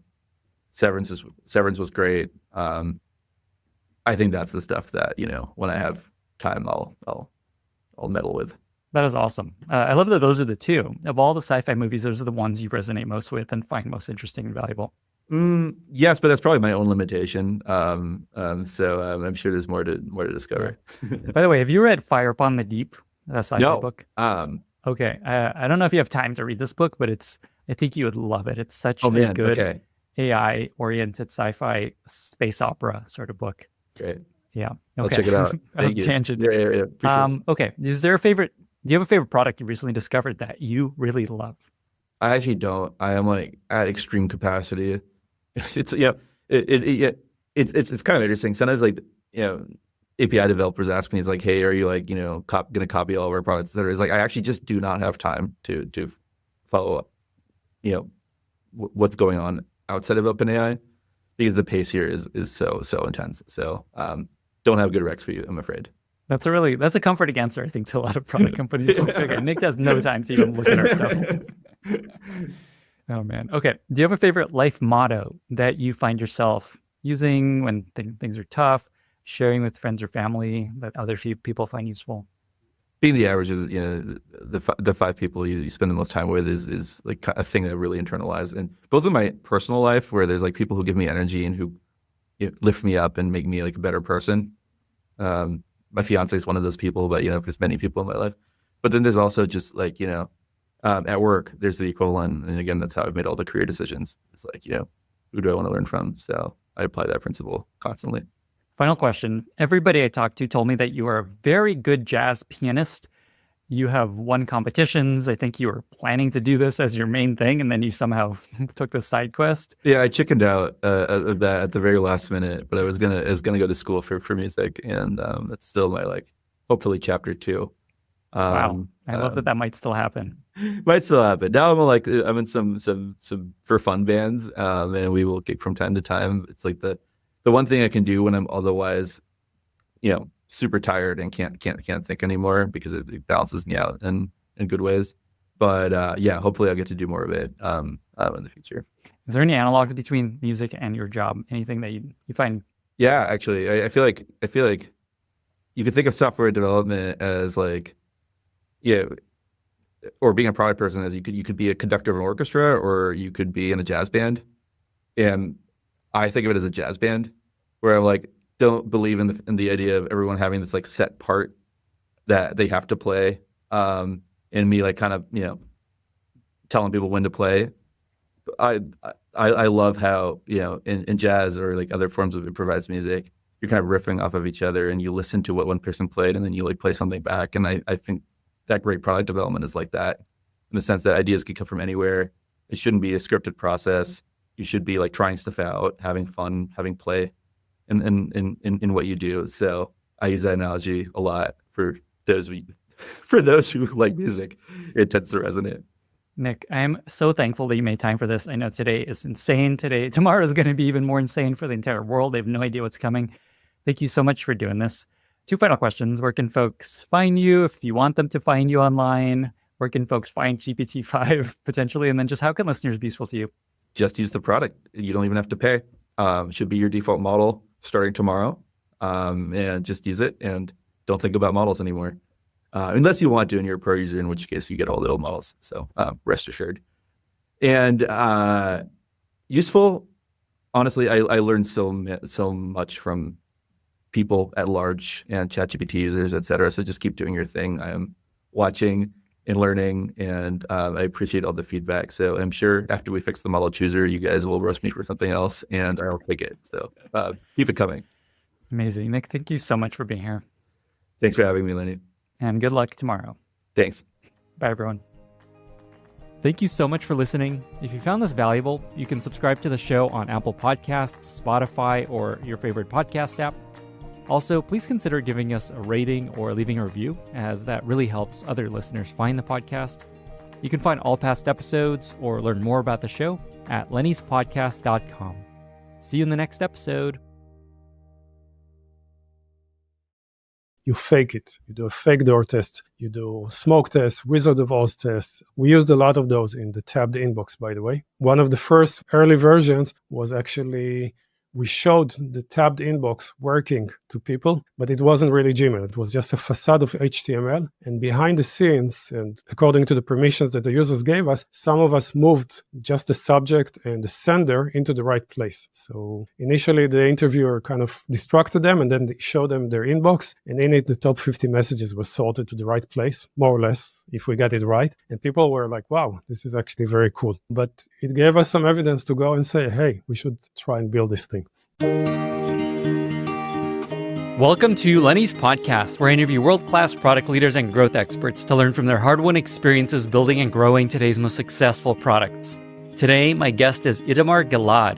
Itamar is a product coach, author, speaker, and former longtime product manager at Google, where he worked on Gmail, identity, and YouTube. He also just published an awesome new book called Evidence Guided, Creating High-Impact Products in the Face of Uncertainty. Itamar has an important perspective on why and also how you can push your team and organization from an opinion-based decision-making process to a more evidence-guided approach. In our conversation, Itamar shares a number of very practical and handy frameworks to do just that, including the confidence meter, metrics trees, GIST, and the GIST board, plus his take on how people often misuse ICE for prioritizing ideas, also how you can make your OKRs more effective, and so much more. Enjoy this episode with Itamar Gilad after a short word from our sponsors. This episode is brought to you by Ezra, the leading full-body cancer screening company. I actually used Ezra earlier this year, unrelated to this podcast, completely on my own dime, because my wife did one and loved it, and I was super curious to see if there's anything that I should be paying attention to in my body as I get older. The way it works is you book an appointment, you come in, you put on some very cool silky pajamas that they give you that you get to keep afterwards. You go into an MRI machine for 30 to 45 minutes, and then about a week later, you get this detailed report sharing what they found in your body. Luckily, I had what they called an unremarkable screening, which means they didn't find anything cancerous, but they did find some issues in my back, which I'm getting checked out at a physical next month, probably because I spend so much time sitting in front of a computer. Half of all men will have cancer at some point in their lives, as will 1/3 of women. Half of all of them will detect it late. According to the American Cancer Society, early cancer detection has an 80% survival rate compared to less than 20% for late-stage cancer. The Ezra team has helped 13% of their customers identify potential cancer early, and 50% of them identify other clinically significant issues, such as aneurysms, disc herniations, which maybe is what I have, or fatty liver disease. Ezra scans for cancer and 500 other conditions in 13 organs using a full-body MRI powered by AI, and just launched the world's only 30-minute full-body scan, which is also their most affordable. Their scans are non-invasive and radiation-free, and Ezra is offering listeners $150 off their first scan with code Lenny150. Book your scan at ezra.com/Lenny. That's ezra.com/Lenny.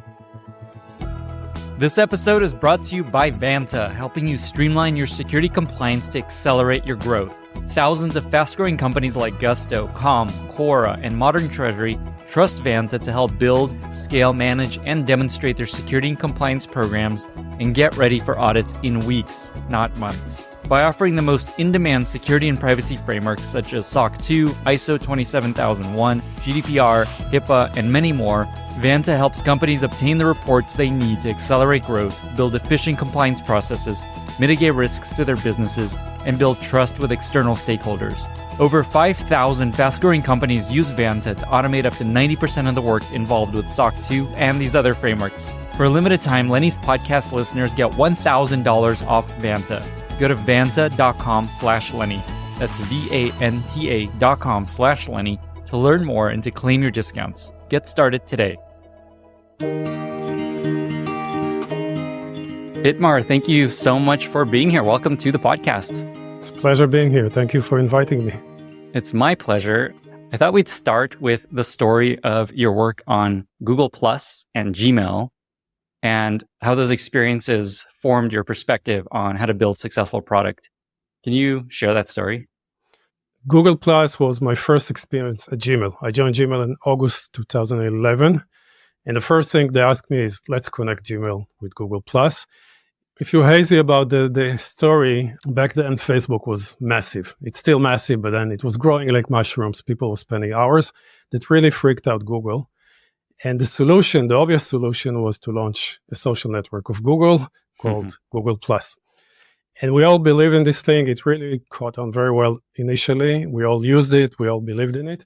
So our mission was to build this thing, and Google really cut no costs. It created a whole new division within Google, and it created a whole strategy around Google Plus.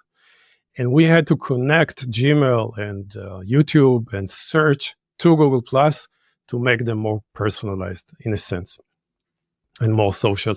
So that was the idea, and we went on and we launched a series of features in Gmail for a couple of years, honestly. And Google Plus itself became this massive project, very feature-rich and with a lot of redesigns and iterations. And none of it worked.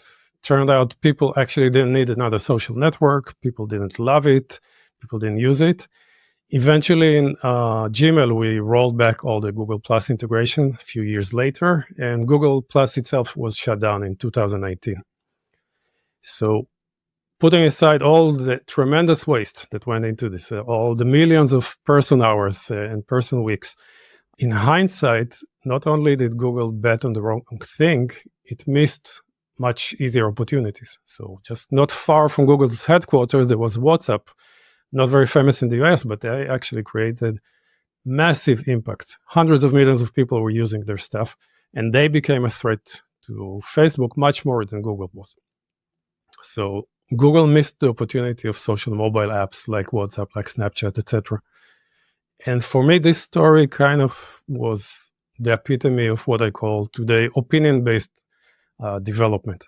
We come up with an idea, we believe in it, all the indications show it's good, maybe the early tests show it's good, then we just go all in and we try to implement it. And I made this very mistake many times as a product manager. I was the guy pushing for the ideas. So for me, this was kind of a turning point. I felt we need to adopt a different system. And just before you move on to the next story, how big was the team roughly? How many years was spent on this area, just to give people a sense of the waste, as you said? So there was a tremendous earthquake inside Google to create the Google Plus team. Teams and entire divisions were kind of thrown apart and reformatted. And I think at its peak, it was about 1,000 people inside Wow. Google. It was a division the size of Android and Docs, and a really sizable thing. They owned their own buildings. Was, it's taken from the playbook of Steve Jobs, create this whole secretive project inside and just run like hell. Yeah. I remember, though, Facebook was really scared. I remember they shut everything down. It was like a code DEFCON 1 situation, too. So it really scared Facebook at the same time. Yeah, it's true. But at the end of the day, neither Google's advertising revenue was affected, neither was Facebook affected. So it turned out this idea was not that necessary after all. Yeah. Okay. So that's an example of something that didn't work because it was opinion-based software, I think the phrase used. And then there's a different experience with tabs, I think, with Gmail. That's right. So Google is a very successful company. It's not for me to criticize it or to, in hindsight, kind of say, you guys need to be better. And some of the people that were behind Google Plus were some of the smartest leaders, and I still think they are, despite this story. If you look back at the history of Google, how things started in the first decade or so, Google was what I call an evidence-guided company. So essentially, it put a high premium on focusing on customers, on coming up with a lot of ideas, on looking at the data, looking at how these ideas actually worked out. They weren't shy about launching, betas and things that were very rough and incomplete, and learning from that. And then they expected people to take action based on the results. So fail fast is a very famous paradigm. And so you had to kill your project or pivot it seriously if it didn't work out. And I think had we kept fail fast, it would really have helped Google Plus if we had this mentality. But for some reason, with Google Plus, Google put this playbook aside and used a different playbook, which I call plan and execute, essentially. But I think inside Google, the DNA still existed. So inside Gmail, the next project after Google Plus was the tabbed inbox. So it started with it was kind of the reverse of Google Plus. It started as a very small idea that no one believed in. And we started looking what's behind this idea, what's the goal, what's the problem actually we're trying to solve. It turned out that a lot of people were receiving social notifications and promotions, etc. And most of them were very passive. They weren't cleaning their inbox. They were just living in this world of clutter. And I came up with an idea how to fix this. I was sure it was great. I wanted to push it, plan and execute. But my colleagues were like, hold on, we actually tried this. We have a bunch of ideas to help people organize their inbox. They're not using it. Why is your idea good?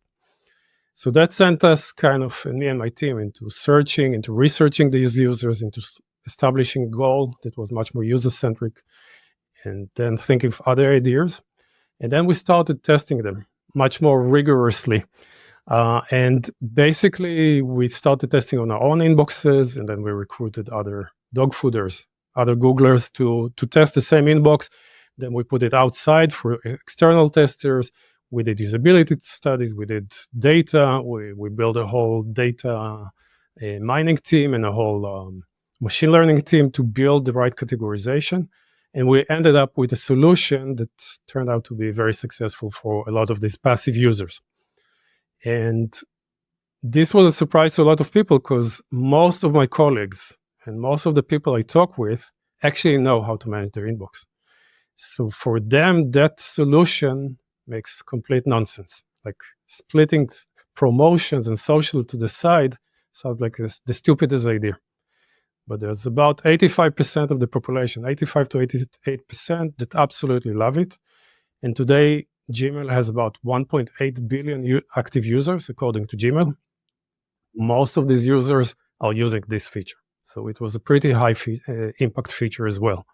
And the feature specifically, just in case people aren't totally get it, is the promotions folder in the social, I think, and then the regular. There are a couple more that you can enable in settings if you like. Yeah, I use it. I love it. Except it puts my newsletter in people's promotions folder. Who do I talk to about that? Yeah, newsletters are a very complicated scenario for the categorization engine. Yeah, we just need an exception for my newsletter and then we're good. Okay, but go on. So in hindsight, I was asking myself, why was this project so different? And I think the reason is that we didn't have that much confidence in our opinions. We had opinions, we had ideas, but we didn't just go all in and just let's build it. We actually used an evidence-guided system. And I think that's not unique just to Google. I think every successful product company out there that you look at, Amazon, Airbnb, anyone you will check, at least in their best periods, they found a way to balance human judgment with evidence. They didn't try to obliterate human judgment and opinion, just to supercharge them with evidence. And they came up with very different models. Apple is another example. But the principle still holds in all these companies. Awesome. So you took that experience and all the experience you've had from coaching product leaders, working with companies, and you wrote this book called Evidence Guided, which people on YouTube can see sitting there behind you. And so I want to talk through some of these stories and then some of these other lessons and frameworks that emerged. But maybe just to start, what's the elevator pitch for this book? So this is a book for people like us, product people, who want to bring evidence-guided thinking or modern product management, if you like, into their organizations. There's a lot of challenges. It's not simple. We all read the books. We all know the theory. We all know some parts of the system. It tries to give you a system how to do that. It's a meta framework that kind of helps you lift your organization in the direction of evidence guidance, if that's what you want to do. So going back to the story briefly before we get into the frameworks and lessons of the book, in the first example of Google Plus, basically came top down. Hey, we need to build a social network. Go build it. Obviously, that happens at a lot of companies. I don't know if there's an easy answer to this, but are there cases where it does make sense to approach it that way? Obviously, Apple is a classic example of Steve Jobs is like, we need to build an iPhone. I don't know if that's exactly how it went, but are there instances where it is worth just approaching new product ideas that way based on kind of the experience and creativity and insights of the founder?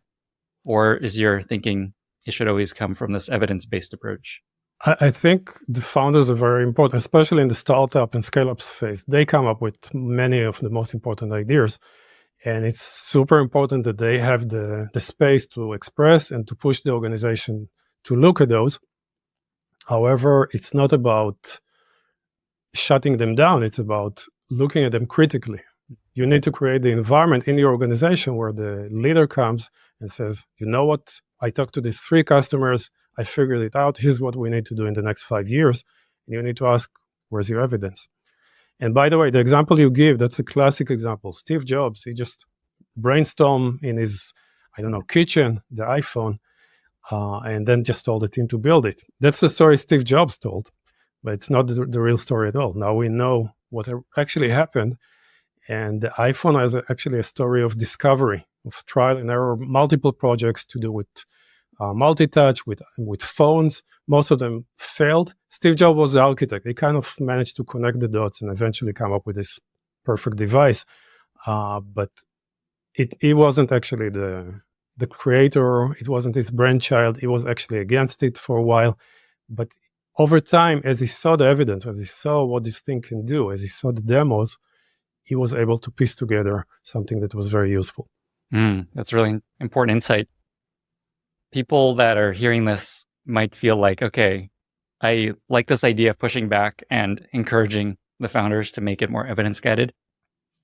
In the case of, say, Google Plus, was it even possible? Could you have come to Larry and Sergey and be like, here's all this data I've gathered that tells us this is not going to work. Do you have any advice for how to push back and encourage the founders and execs to like really take the counterpoint seriously or really kind of vet their idea? So another nice thing about Google is that it's a very open culture. And people are not shy to tell even Sergey and Larry that they are wrong. And they do this all the time in certain forms, right? It's not, you need to know the right channels. But there was a very big discussion about Google Plus and whether it's the right thing to create a clone of Facebook. There was a very public internal discussion.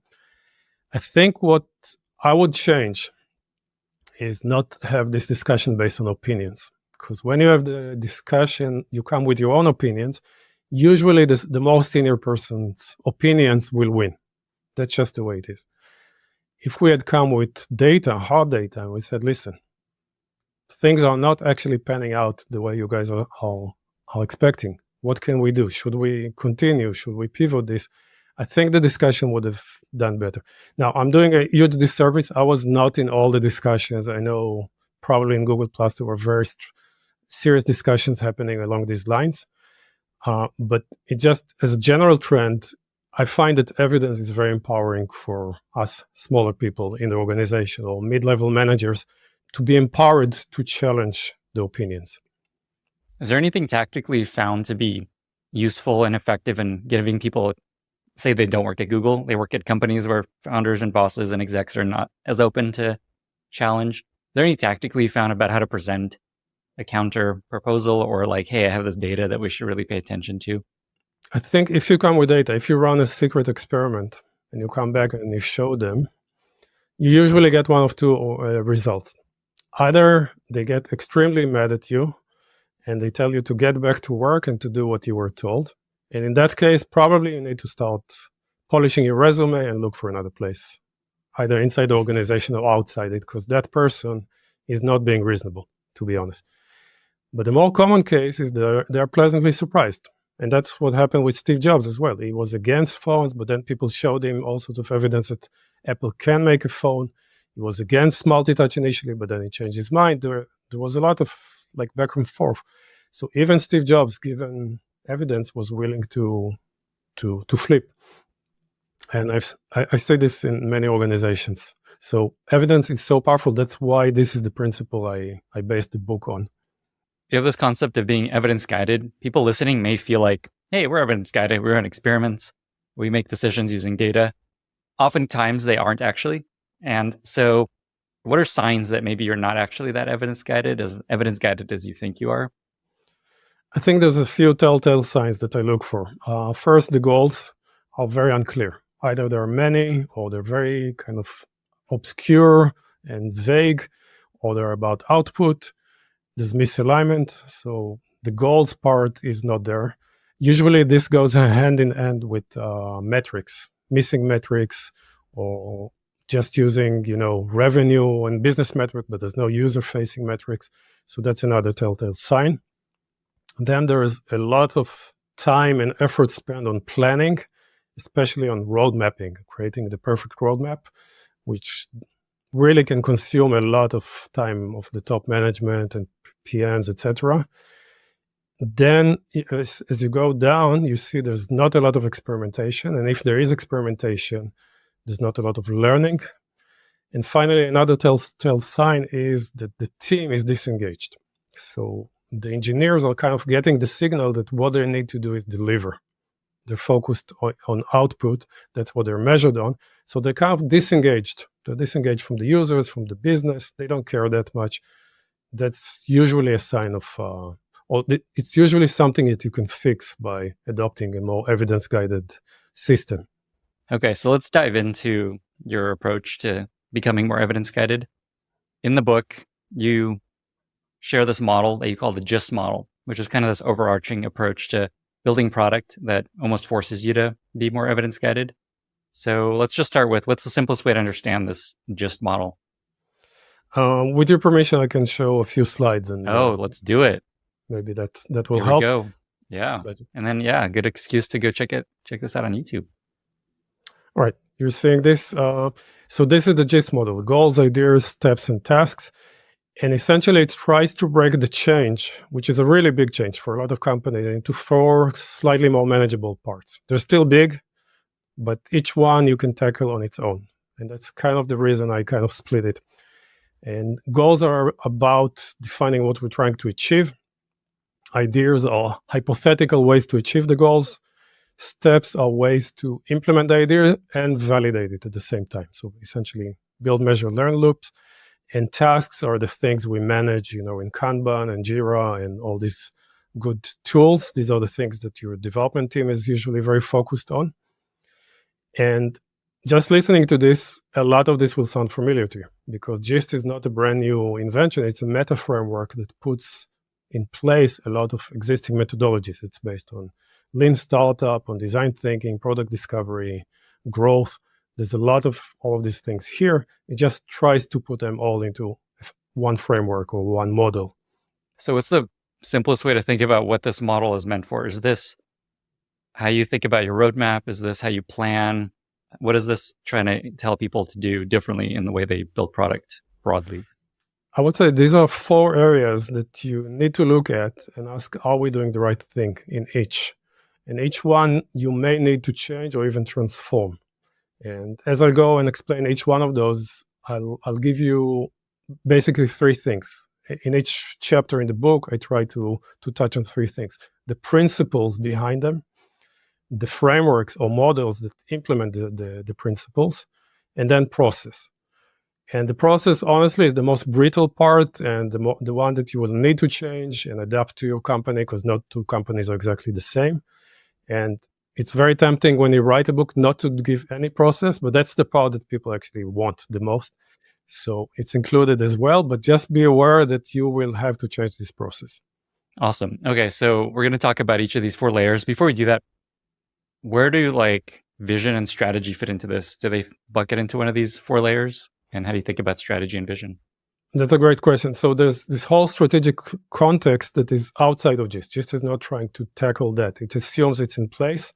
There's another huge blob, which is research. GIST is not about research. It's more about kind of discovery and delivery. But strategy is extremely important, and you can use some of the tools we will talk about to develop your strategy as well. Cool. In many companies, the strategy is just a roadmap on steroids. It's more plan and execute just on a grand scale. And Google Plus, again, was a strategic choice, actually, if you think about it.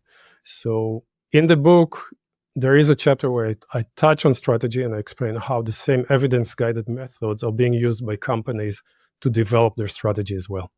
Awesome. Maybe one last context question. So people might be seeing this and thinking, okay, cool. I have goals. I have ideas, steps, I have tasks. I'm already doing this. What is this kind of a counter or a reaction to? What are people probably missing when they're seeing this? And they're like, oh, I see. This is like what we're not doing. And this is the most important. This is something we should probably change. And I know we'll go through these in detail too. I think talking about each one will help. Let's do it. But we can talk about in each level what's actually being done. So when people say I have goals, usually they take the goals layer and use it as a planning session. They talk about what shall we build, by when, what are the resources, and that's actually not goals at all. That's planning work. And cool. Let's talk about goals. And I know part of this is OKRs related too, so I'm excited to hear your take on OKRs. Oh, that's a whole different discussion. You had Christina, you had a real expert on over there, so I doubt I can add more to that. But it's true, OKRs are part of it. But let's start with goals. What's our goals supposed to be? Goals are supposed to paint the end state, to define where we want to end up. And the evidence will not guide you unless you know where you want to go. And in many companies, what you have is goals at the top for revenue, market share, whatever it is, and then a bunch of siloed goals for each department. There's engineering goals, there's design goals, there's marketing goals, etc. And that actually pushes people into different vectors, and it's really hard to decide. And I would argue that in evidence-guided companies, and you worked for a few, so probably you've seen this, they use models in order to construct overarching goals for the entire organization. One of the models I show in the chapter about goals is the value exchange loop, where basically the organization is trying to deliver as much value as it can to the market and to capture as much value back. And by creating a feedback loop between these two, you are actually able to grow very fast. Now, I would argue that you want to measure both of these and to put a metric on each. And the metric we usually use to measure value delivered is called the North Star metric. I know you wrote an article, a very good article about it. Thank you. And in it, you listed dozens and dozens of companies, like leading companies, and what they consider the North Star metric. Super interesting. I would argue that what they told you is what is the most important metrics we measure. What is the number one metric for us? But it's not what I call the North Star metric. The North Star metric measures how much value we create for the market. For example, let's take WhatsApp. WhatsApp for a very long time measured messages sent, because every message sent is a little increment of value for the sender, the receiver. It's free, it's rich media, you can send it from anywhere in the world. Compared to SMS, that's huge value. So if in year one we have a billion messages being sent, and in year two, 2 billion, probably we double the amount of value. In Airbnb, I think one of your key metrics, or the real North Star metric, was nights booked. I don't know if it was still the case while you were there. Yeah, absolutely. And there are examples like this in Amplitude, for example. They measure active learning users, or weekly active learning users, which are users that found in the tool some insight that was so important that they shared it with at least 2 other users and they consume it. So it's a very powerful thing to point at this metric, say this is the most important metric, combined with the value metric that we want to capture, revenue, market share, whatever it is. Once you have these two, you can further break them down into what I call metrics trees. So there's a metric tree for the North Star metric, and there's the metric tree for the top KPI, the top business metric, which you see here on the left side in blue. And usually they overlap. So you might find in the middle some metrics that are super, super important, because moving them actually moves the needle on everything else. Can you clarify again the difference between what you call this top KPI versus the North Star metric?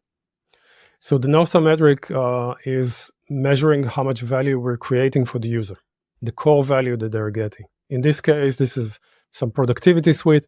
So this is number of documents created per month, for example, because we think that every document created, maybe it's a small document, I don't know, AI is in fashion now, is a little incremental value. So that's the number we're trying to grow. The top KPI is what we expect to get.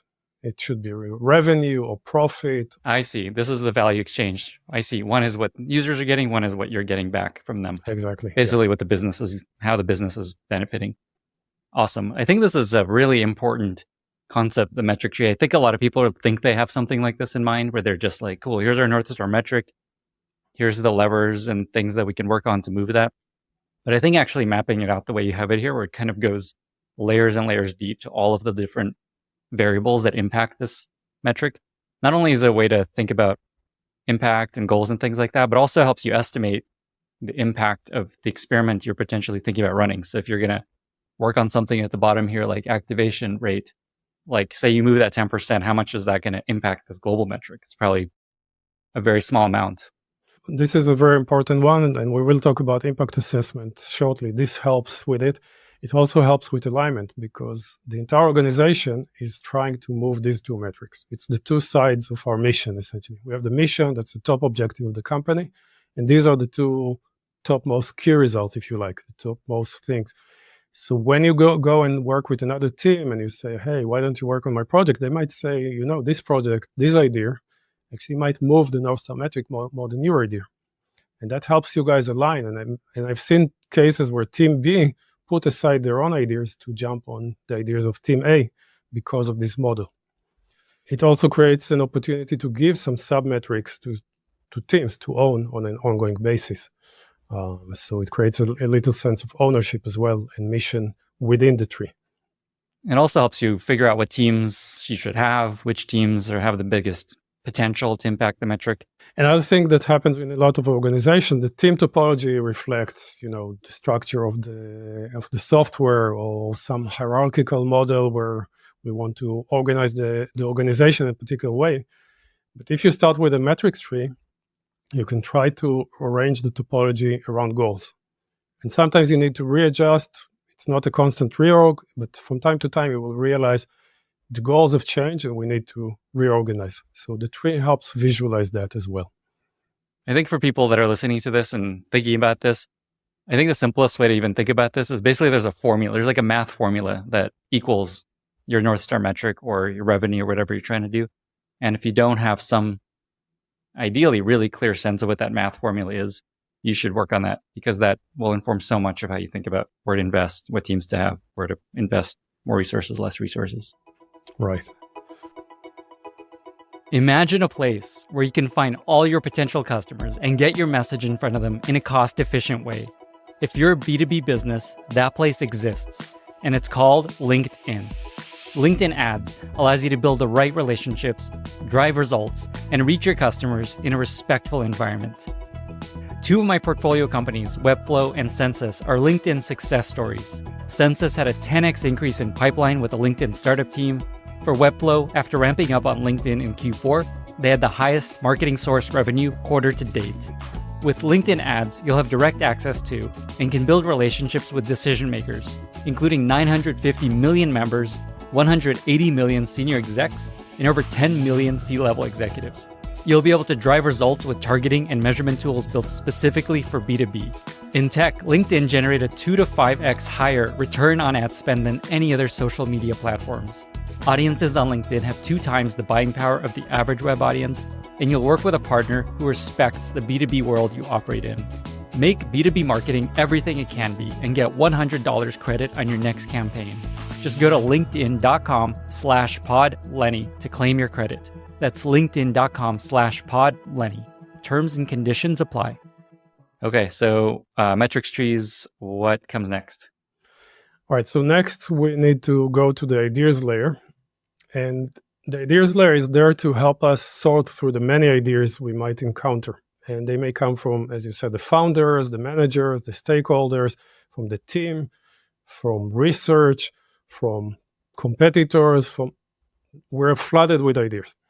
And what usually happens inside the organization is some sort of battle of opinions or some sort of politics sometimes, or highest paid person's opinion. Hippo, you had Ronnie Kochavi, who invented this term in your show.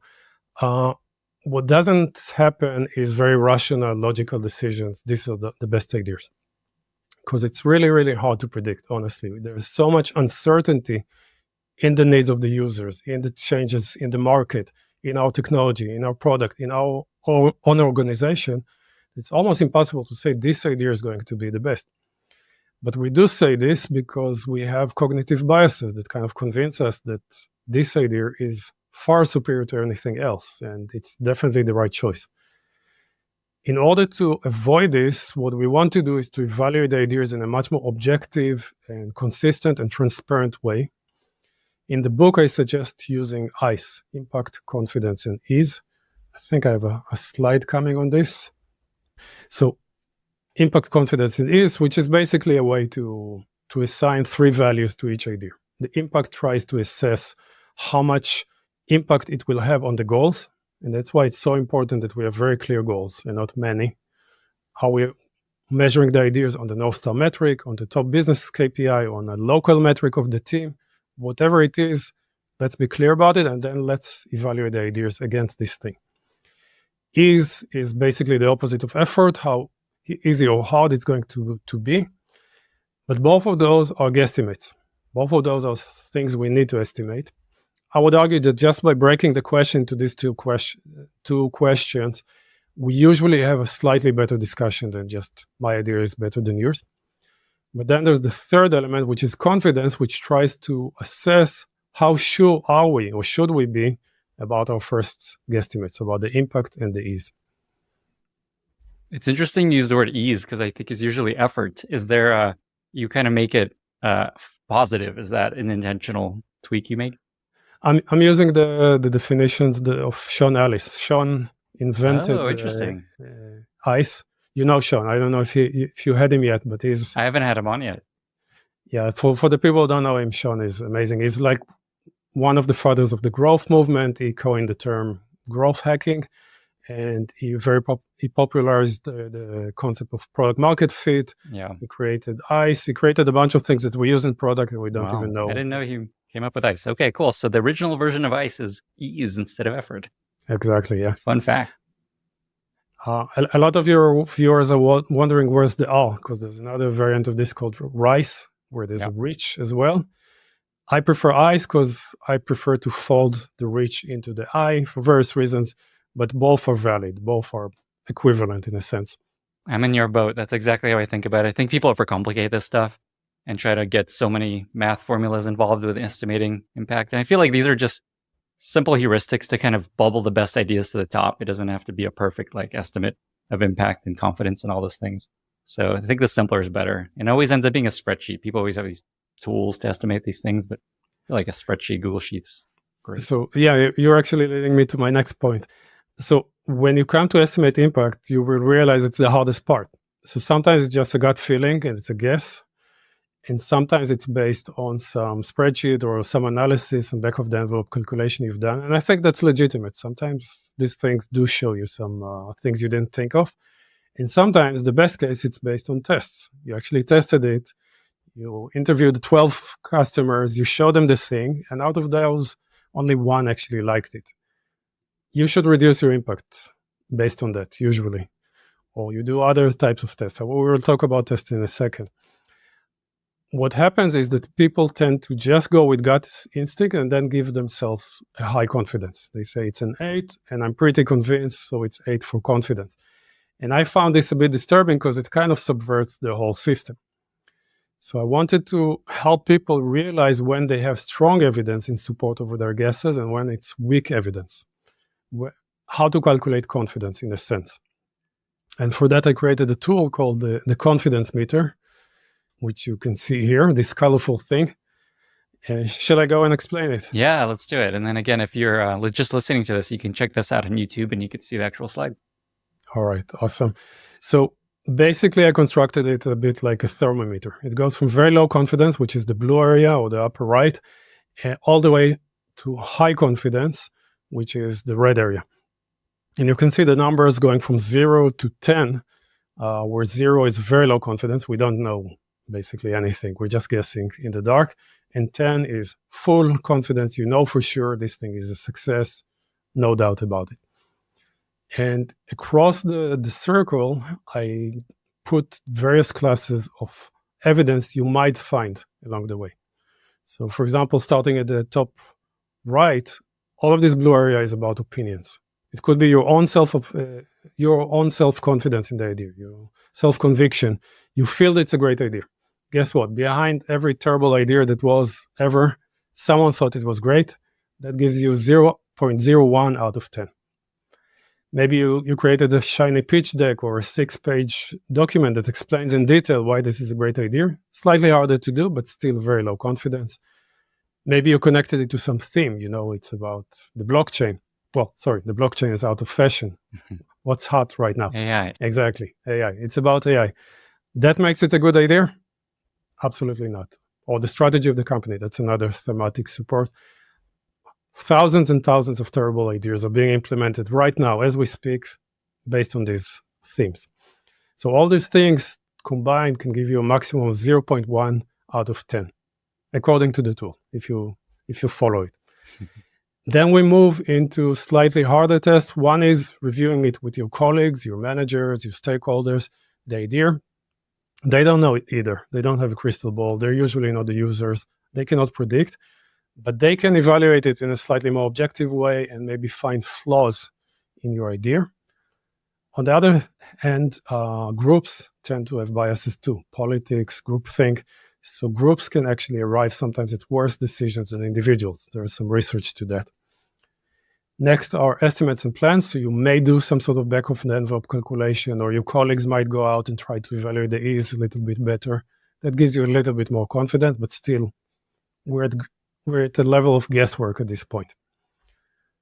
Next, we're moving to data. And data could be anecdotal. So you find a few data points dotted across your data, or you talk to a handful of customers, or maybe one competitor has that same idea. In many companies I meet, if the leading competitor has this feature and we think it's a good idea, validation is done. Let's launch it. That's it. It's a great idea. We need to do it. Never works, honestly. You should not assume that your competitor actually knows what they're doing any more than you do. Data could be also what I call market data that comes from surveys, from assessing a lot of your data by doing a deep competitive analysis. And there are other methods where you create a larger data set and you contrast your idea against it. Finally, to gain medium and high confidence, you really need to build your idea and test it. And that's where the red area is. So there's various forms of tests. We will talk about them if we have time. And they give you various levels of confidence. Awesome. This is a very cool visual. We'll link to a image of this in the show notes too, if people want to check it out. I think what's awesome about this is you could just use this as a little tool on your team of just like, where are we along the spectrum? Like, we think the impact of this is very high, but we're probably in this like blue area of confidence. And so let's just make sure we understand that. And it's really clear language to help people understand. I see, if we had this, it'd be a lot more confident. So you can also tie your investment into the idea based on the level of confidence you had found, essentially. So early on, you want to do the cheap stuff just to gain more confidence, and then you can go and invest more. If it's a really cheap idea, you can jump to a high confidence idea. You can test. You can do an A/B experiment, early adopter program, whatever it is, and then launch it. Some ideas you don't need to test. Sometimes expert opinion is enough. If you're just changing the order of the settings, no one sees this or no one will be impacted, the risk is low, you can launch it without testing. So part of the trick is also knowing when to stop, not just trying to force your way all the way up when you don't have to. That's a really important point. The other important point here is just a big part of a PM's job is to say no and to stop stupid shit from happening. And this is an awesome tool to help you do that, to be like, okay, here's this idea you have. Just like, let's just be real. How confident are we this? And okay, it's going to take us 3 months to do this. Maybe we should think about something different. Maybe we should work up the confidence meter before we actually commit to this. Yeah, this is a real world usage that I hear about a lot. People use this to kind of do an objective way to say no and gently, or to say, we will think about it, but look at these other ideas we have and how their impact and ease and confidence stack up. Classic PM move, just like, that was a great idea, but what about this better idea? Coming back to something that we talked a bit about at the beginning, say you have a founder who's like actually very smart and experienced, say even at a startup where you don't really have the time to build tons of evidence for ideas. Do you have a different perspective on how much time to spend building confidence in ideas versus just like, cool, they actually have really good ideas. Let's just see what happens. So there's always like a trade-off between speed of delivery and speed of discovery. And that actually leads to the next layer of how do we combine the two? Because people tend to think it's an either or. Either we are building very fast or we're learning and then we're building very slow. But I think we're using the wrong metric. The metric is not how fast can we get the bits into production. When there's a lot of uncertainty, and we all face uncertainty, and startups especially, it's not about getting the bits to production. It's about getting the right bits to production. It's about creating the outcomes that you need, the impact. And so it's about time to outcomes. And I would argue that the evidence-guided method is far more impactful, is far faster, is far more resource efficient than the opinion-based method. Because opinion-based methods tend to waste a lot more of your resources building the wrong things or discovering, learning too late, while evidence-guided helps you learn earlier. Plus, it is a fallacy that if you learn, you don't build. Good teams know how to do both at the same time. And that's actually what the steps layer is meant to teach you or to help you do. Awesome. So maybe just to close off that loop, say someone listening is at a bigger company, say Netflix, versus a Series A, Series B or startup. Is there something you'd recommend about them approaching this differently? Any kind of guidance there of just how to take what you're sharing differently if you're a different source of companies like that? Absolutely. I think the concept we talked about of the North Star metric, the value created versus the value captured, is very important in every company. Building your entire metrics trees may be overkill. Doing heavy-weighted OKRs may be overkill for an early stage. Early stage companies even don't know how they create value, so they need to iterate. And their goal is really to find product market fit. Beyond that, what happens is that you need to start building your business model. So that's your goal, and you iterate towards that, and you need to put metrics on that. And then when you move into scale, you need to try to create order, because when you scale up, and all of this is covered in the book, there's a special chapter just about these questions. When you scale up, you get a lot of people and a lot of money, and everything is happening at the same time. So there you need the order of evaluating ideas in a very systematic way. In a company like Netflix, by the way, I don't know if they need this specific method. They're very... Yeah, maybe that was a bad example. They're probably doing things pretty well. One thing I discovered, by the way, there's two types of companies that really benefit from this technique. One is those companies that are kind of emerging into modern product development. They have product teams, they have product managers, they have OKRs. They're starting to do agile, but they're starting to do experimentation, but they're struggling to put it all together. Every CPO is building their own little framework.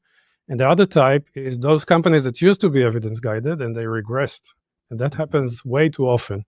Change of management, change of culture. And then all of a sudden they need to rediscover, to rekindle that spirit that was lost, a la Google+.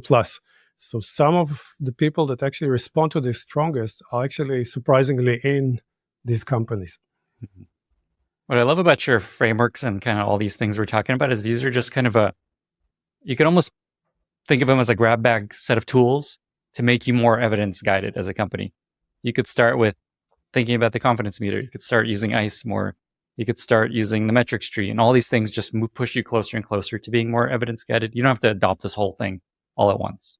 Absolutely. I would recommend that you don't try, because if the transformation is way too big, you will get fatigued and you will just create a lot of process for a lot of people and you will not see the results. And after a quarter, you will give up.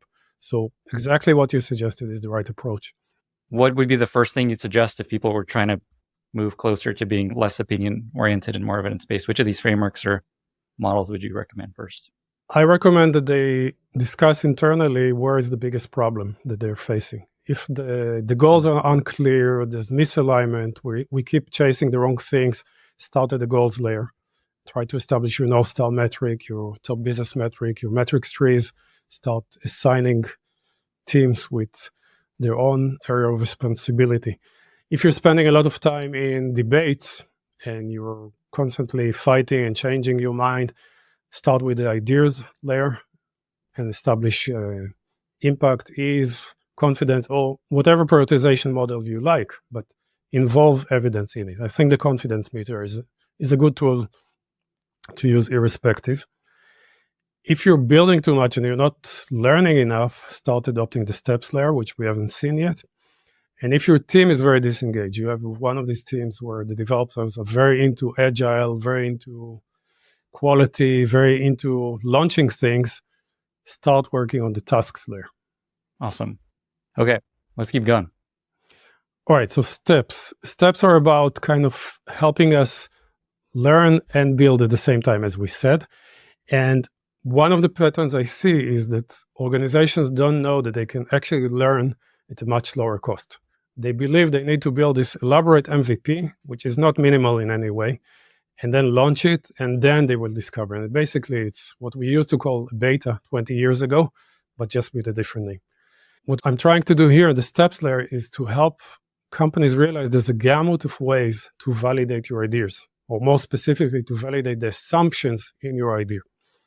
And I created a little model for this. It's called after assessment, fact-finding, tests, experiments, and release results. But it's just putting together things that much smarter people invented. So in assessment, you have very easy things that don't require a lot of work. You check if it aligns with the goals, this idea that you have in your hand. You do maybe some business modeling. You do ICE analysis. You do assumption mapping, which is a great tool by David J. Bland. Or you talk to your stakeholders one-on-one just to see if there are any risks, etc. These are usually not expensive things, and they can teach you an awful lot about the impact and the ease of your idea. The next step is to dig data, and usually that goes hand in hand with this. So you can find data in your data analysis, through surveys, through competitive analysis, through user interviews, and through field research, observing your users. Obviously, these last two are pretty expensive. So it's often good not to wait until you have the idea and then start doing your research. It's best to keep doing your research ongoing, and then you have some sort of data to lie on and to compare your idea against. But until now, we didn't build anything. Now you're ready to start testing, building versions of the product and putting them in front of users and measuring the results. But initially, you don't build anything. You fake it. You do a fake door test. You do smoke tests, Wizard of Oz tests, concierge tests, usability tests. We used a lot of those in the tabbed inbox, by the way. One of the first early versions was actually, we showed the tabbed inbox working to people, but it wasn't really Gmail. It was just a facade of HTML. And behind the scenes, and according to the permissions that the users gave us, some of us moved just the subject and the sender into the right place. So initially, the interviewer kind of distracted them, and then they showed them their inbox. And in it, the top 50 messages were sorted to the right place, more or less, if we got it right. And people were like, wow, this is actually very cool. And that gave us a lot of evidence. That's an awesome story. So that was in the user research. It wasn't like rolled out to people. It was a manual individual. There wasn't a single line of code written. This was just cooked up by our user researchers. That's awesome. And our designers. Yeah. But it gave us some evidence to go and say, hey, we should try and build this thing. Love that. So initially you fake it. Mid-level tests are about building a rough version of it. It's not complete, it's not polished, it's not scalable, but it's good enough to give to users to start using. So those are early adopter programs, alphas, longitudinal user studies, and fish food. Fish food is testing on your own team. Fish food. I haven't heard that term before. So it's dog fooding, but more local to your team.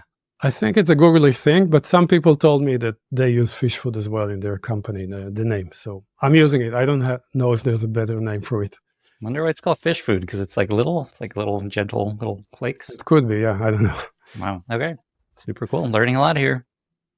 So the next stage is to actually build a kind of a more complete version of this, and then you can dog food it. Then you can give this to your users internally. When I joined Microsoft many years ago, the first thing I noticed was that Outlook was very buggy. And I asked people what's going on, and they told me we are all dog fooding the next version of Outlook that hasn't come out yet. And that's a very common practice in Silicon Valley. You can do previews, you can do betas, you can do labs. So those are tests. Now, there's a special class of tests which are experiments because they have a control element. So A/B tests, multivariate tests, those are all experiments. I'm using the word experiment the way data scientists use it, although people tend to call experiments to everything that you see here. And finally, even the release, you can do stage release, you can do percent launches, you can do holdbacks. All of these things help you further validate your assumptions. Sometimes you need to roll back and change things, but it's another opportunity to learn. So the key point is you don't have to start at the right-hand side, which is expensive. You can start early on, and that leads to parking a lot of ideas very quickly. You realize they are not as good as you thought, and then you can invest more effort into the good ideas. If they generate positive evidence, you can go further and further until that point where you feel you're ready for delivery. Okay, so we've talked about goals, we've talked about ideas, we're talking about steps here. Is there anything else along steps? And then next I know comes tasks. No, this is it for steps. There's a lot more, but we will not go into all of it. Okay, that sounds good. Let's talk about tasks and what you mean there. All right, awesome. So in many organizations, there's these two worlds. There's the planning world where basically you have, the managers, the stakeholders, there are some of the PMs, really sit and think about what we need to launch. And that's where we create the strategies and the roadmaps and the projects. But guess who's not invited to the party? The people who are actually doing the work. They live in agile world. They're very focused on moving tickets to the done state, on completing burning story points, pushing stuff into production. And there's a big gap between these two worlds. They don't understand each other. They don't see eye to eye. There's a lot of mistrust being built sometimes against the plans, or the managers feel that the teams are just not being very effective. We've seen all of this.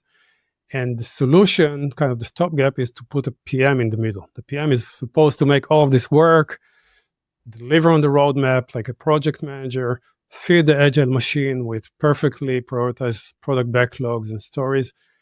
And it just doesn't work, honestly. And the PMs I meet are very tired, and they have to spend so much time in planifications and roadmap discussions, and they're very busy. They don't have time to do research or to test ideas. So I suggest changing this and bringing the developers a little bit out of their kind of agile cage, if you like. And no disrespect to agile. It's a great thing, but let's let them do more than just develop. Let's let them discover as well. And one of the tools I suggest, and again, this is a process, is what I call the gist board. So it's basically the top 3 layers of gist. The goals are on the right. These are just the key results. And usually per team, I suggest not more than 4. So you create a gist board per team. Then the ideas we're working on right now, sometimes with their I scores, and then the next few steps that we might want to pursue in order to validate these ideas. And this is a very dynamic thing. It changes all the time. The team leads need to update it, and the team needs to meet around it at least once every other week to sync, to talk about what's going on. Are we still following the right ideas? How are we doing on the goals? What are the next steps? What's blocking us from completing the most important steps? And this is a discussion that is not happening today, because most of the discussion happens at the roadmap level, and then there's a lot of discussion at the task level. But this middle layer of what actually are we trying to achieve and how well are we doing on it doesn't exist. If you do have this, you create a lot more context in the minds of your team, and then they need to ask you fewer questions. You need to tell them less what to do. They know what's success, and they are able to actually do a lot more on their own. Is the way to think about the gist board as the way you should be road mapping, or is this more of a strategy framework to think about why you should be prioritizing broadly? The way that I see this is at the beginning of the quarter, the team defines its goals. The leads of the team define the goals, but they review it with the team, they review it with the managers, of course, with the stakeholders. Everyone's in agreement. These are the maximum 4 key results and the 1 or 2 objectives you guys need to work on. Teams cannot deliver on more than that. You copy these key results into the gist board. Then you start looking at your idea bank, or you start generating ideas and say, how can we achieve these key results? And to clarify, the thing you copy is the key result as the goal. Yes, exactly. You can write the objectives alongside that to remind people what are we trying to achieve, but the key results are the thing we show here. Then you pick some ideas, the ones that look most promising, and as unintuitive as it sounds, or counterintuitive as this sounds, I would recommend that you let the team pick these ideas. The manager, the stakeholders can propose the ideas, everyone can propose, but the team should use the ICE process to kind of, and especially the product manager is very important here, to choose which ideas to test first. And then the team together needs to develop which steps should we run, how can we validate this. Some of the steps will be done by the PM, some by the data analyst, some by user researcher, but some will involve the team. There'll be some coding, there'll be some running of experiments. And so there's some ownership around the steps. A sub-team owns each one of these steps. And we will change the board very actively. So if an idea turns out to be bad, we will take it off the board and put another idea in its place. Or maybe we achieve the goal, we don't need to work on this anymore. We can focus on something else. So it's a project management tool in a sense. Awesome. And so I'm looking at it, and I think maybe the most important piece of this is that steps aren't just like a project, like launch a better onboarding or add the step to onboarding. It's you want to emphasize the steps that you're going to take to get to more and more confidence, essentially, and more evidence-guided thinking versus just, well, let's figure out how to launch this feature idea. Exactly. It's not an engineering milestone or a design milestone. It's a learning milestone. So we build something, and along the way, we actually grow the scope of what we build. We are building the product in the process, and we learn. So the two have to come hand in hand. And just to give, for folks that aren't watching this on YouTube, just to walk through one example, I'll do it real quick. So one of your goals here is average onboarding time. You want your goal to be the average onboarding time less than 2 days, currently 5.5 days. An idea there is an onboarding wizard. And then the steps are a usability test with mockups, and then a usability test as a prototype, and then an A/B test. Yeah, basically. And you can alter this as you go along. Sometimes you can run multiple steps in parallel. It's not always sequential.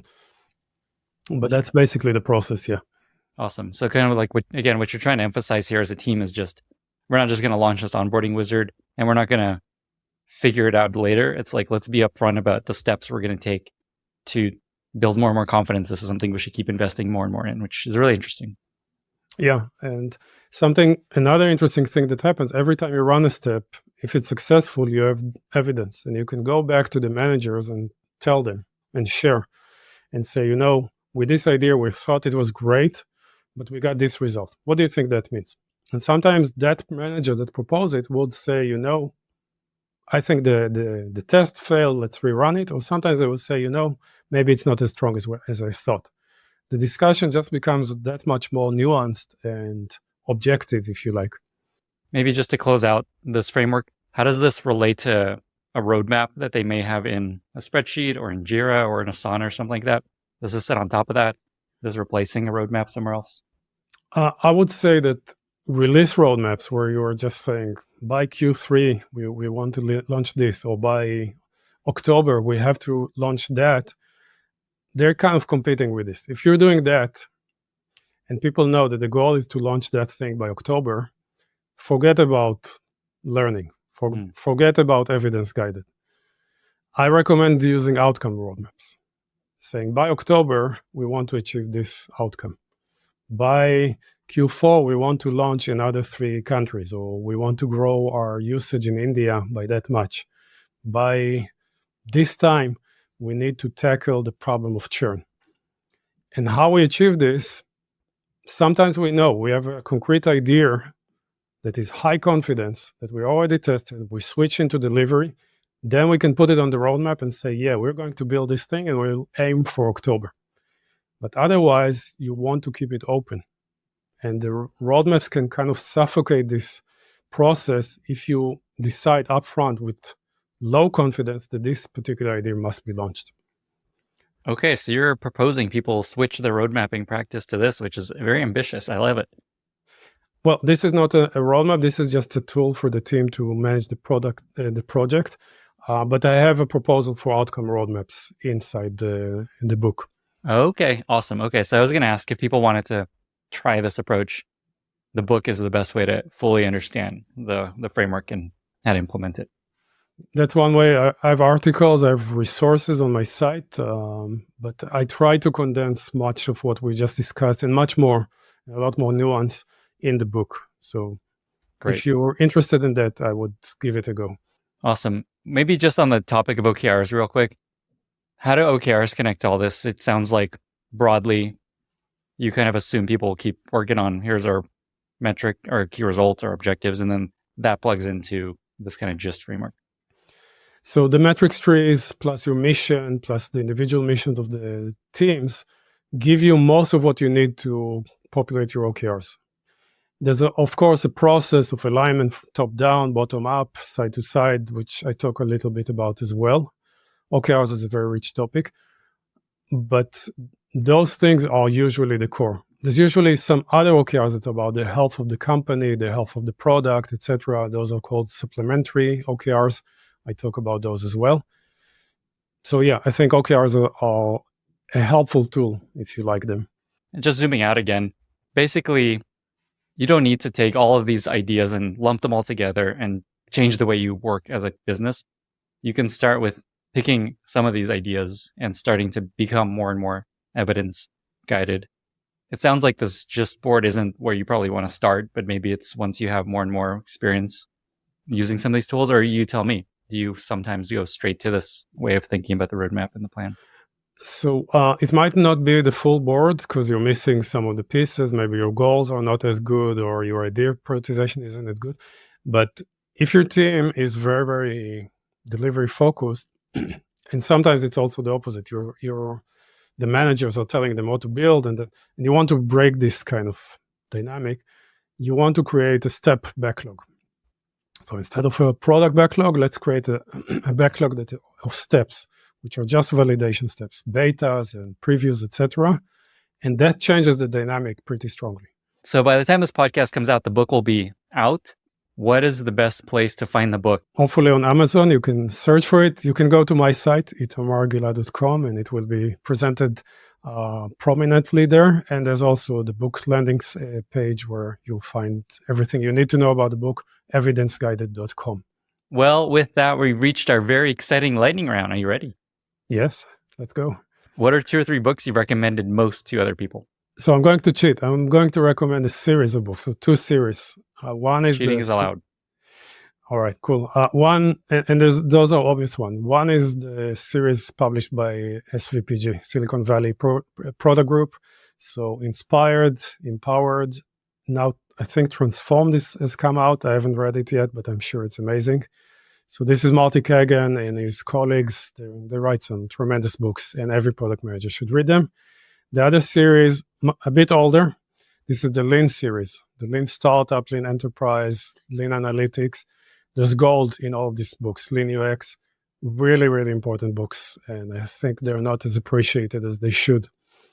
Running Lean, that's another example. What is a favorite recent movie or TV show? I'm not really a big TV or movie buff. I just put on whatever comes up. I'm discovering that YouTube is actually becoming one of my sources of information and entertainment. I'm learning a lot of Spanish recently, so I discovered this channel called Dreaming Spanish, which is, if you're learning Spanish, it's incredible. So that's my recommendation. That's a unique choice. I love it. Favorite interview question you like to ask candidates? I like to ask them to design something for a niche audience. So a navigation system for elderly people, or some sort of laptop for people with vision impairment, etc. So those are good questions to see their customer empathy, their creativity, their ability to evaluate multiple ideas, the ability to find flaws in their own ideas. So there's a lot of room to dig in there and kind of see how this person is thinking as a product person. What is a favorite product you recently discovered that you love? It's a cliche, but it's AI. There's a company called 11 Labs that do voices, and like the best voices, synthetic voices you heard, but they can also replicate your own voice. So you can create a voice signature. If you're American, you can use their kind of default free version or cheap version to replicate your own voice. And that could be pretty useful if you need to, I don't know, narrate an audiobook or do some online course. So I'm finding this service very interesting. This is all part of my big retirement plan. Find all these components together that can replace me eventually. You got AI generating content. We'll have this voice thing. I love it. Yeah, It's all there's happening. an AI version of you, right? I can ask you questions now without. Oh, there is. Lennybot.com. Right. It's all part of the Cool. plan. Okay, what is a favorite life motto that you repeat most to yourself, that you share with others? That's a big one. Albert Einstein, I think, said, strive not to be a success, but to be of value. And I think that's a great motto for people and for companies. It's something that kind of guides me. And this whole concept of the value exchange, etc., is kind of loosely connected to that. I love that. That's such a important point for people putting out content online. So many people are just like, I just want to be successful, get followers. Here's all these things I'm tweeting and showing. And the thing that actually works is deliver value, create valuable stuff that people really value and want. And I find the signal for that is, do you find it interesting and valuable? Like if you're like, oh, wow, that's really interesting. Oftentimes other people are going to find it interesting. So I love that. Great choice. I'm going to look that one up.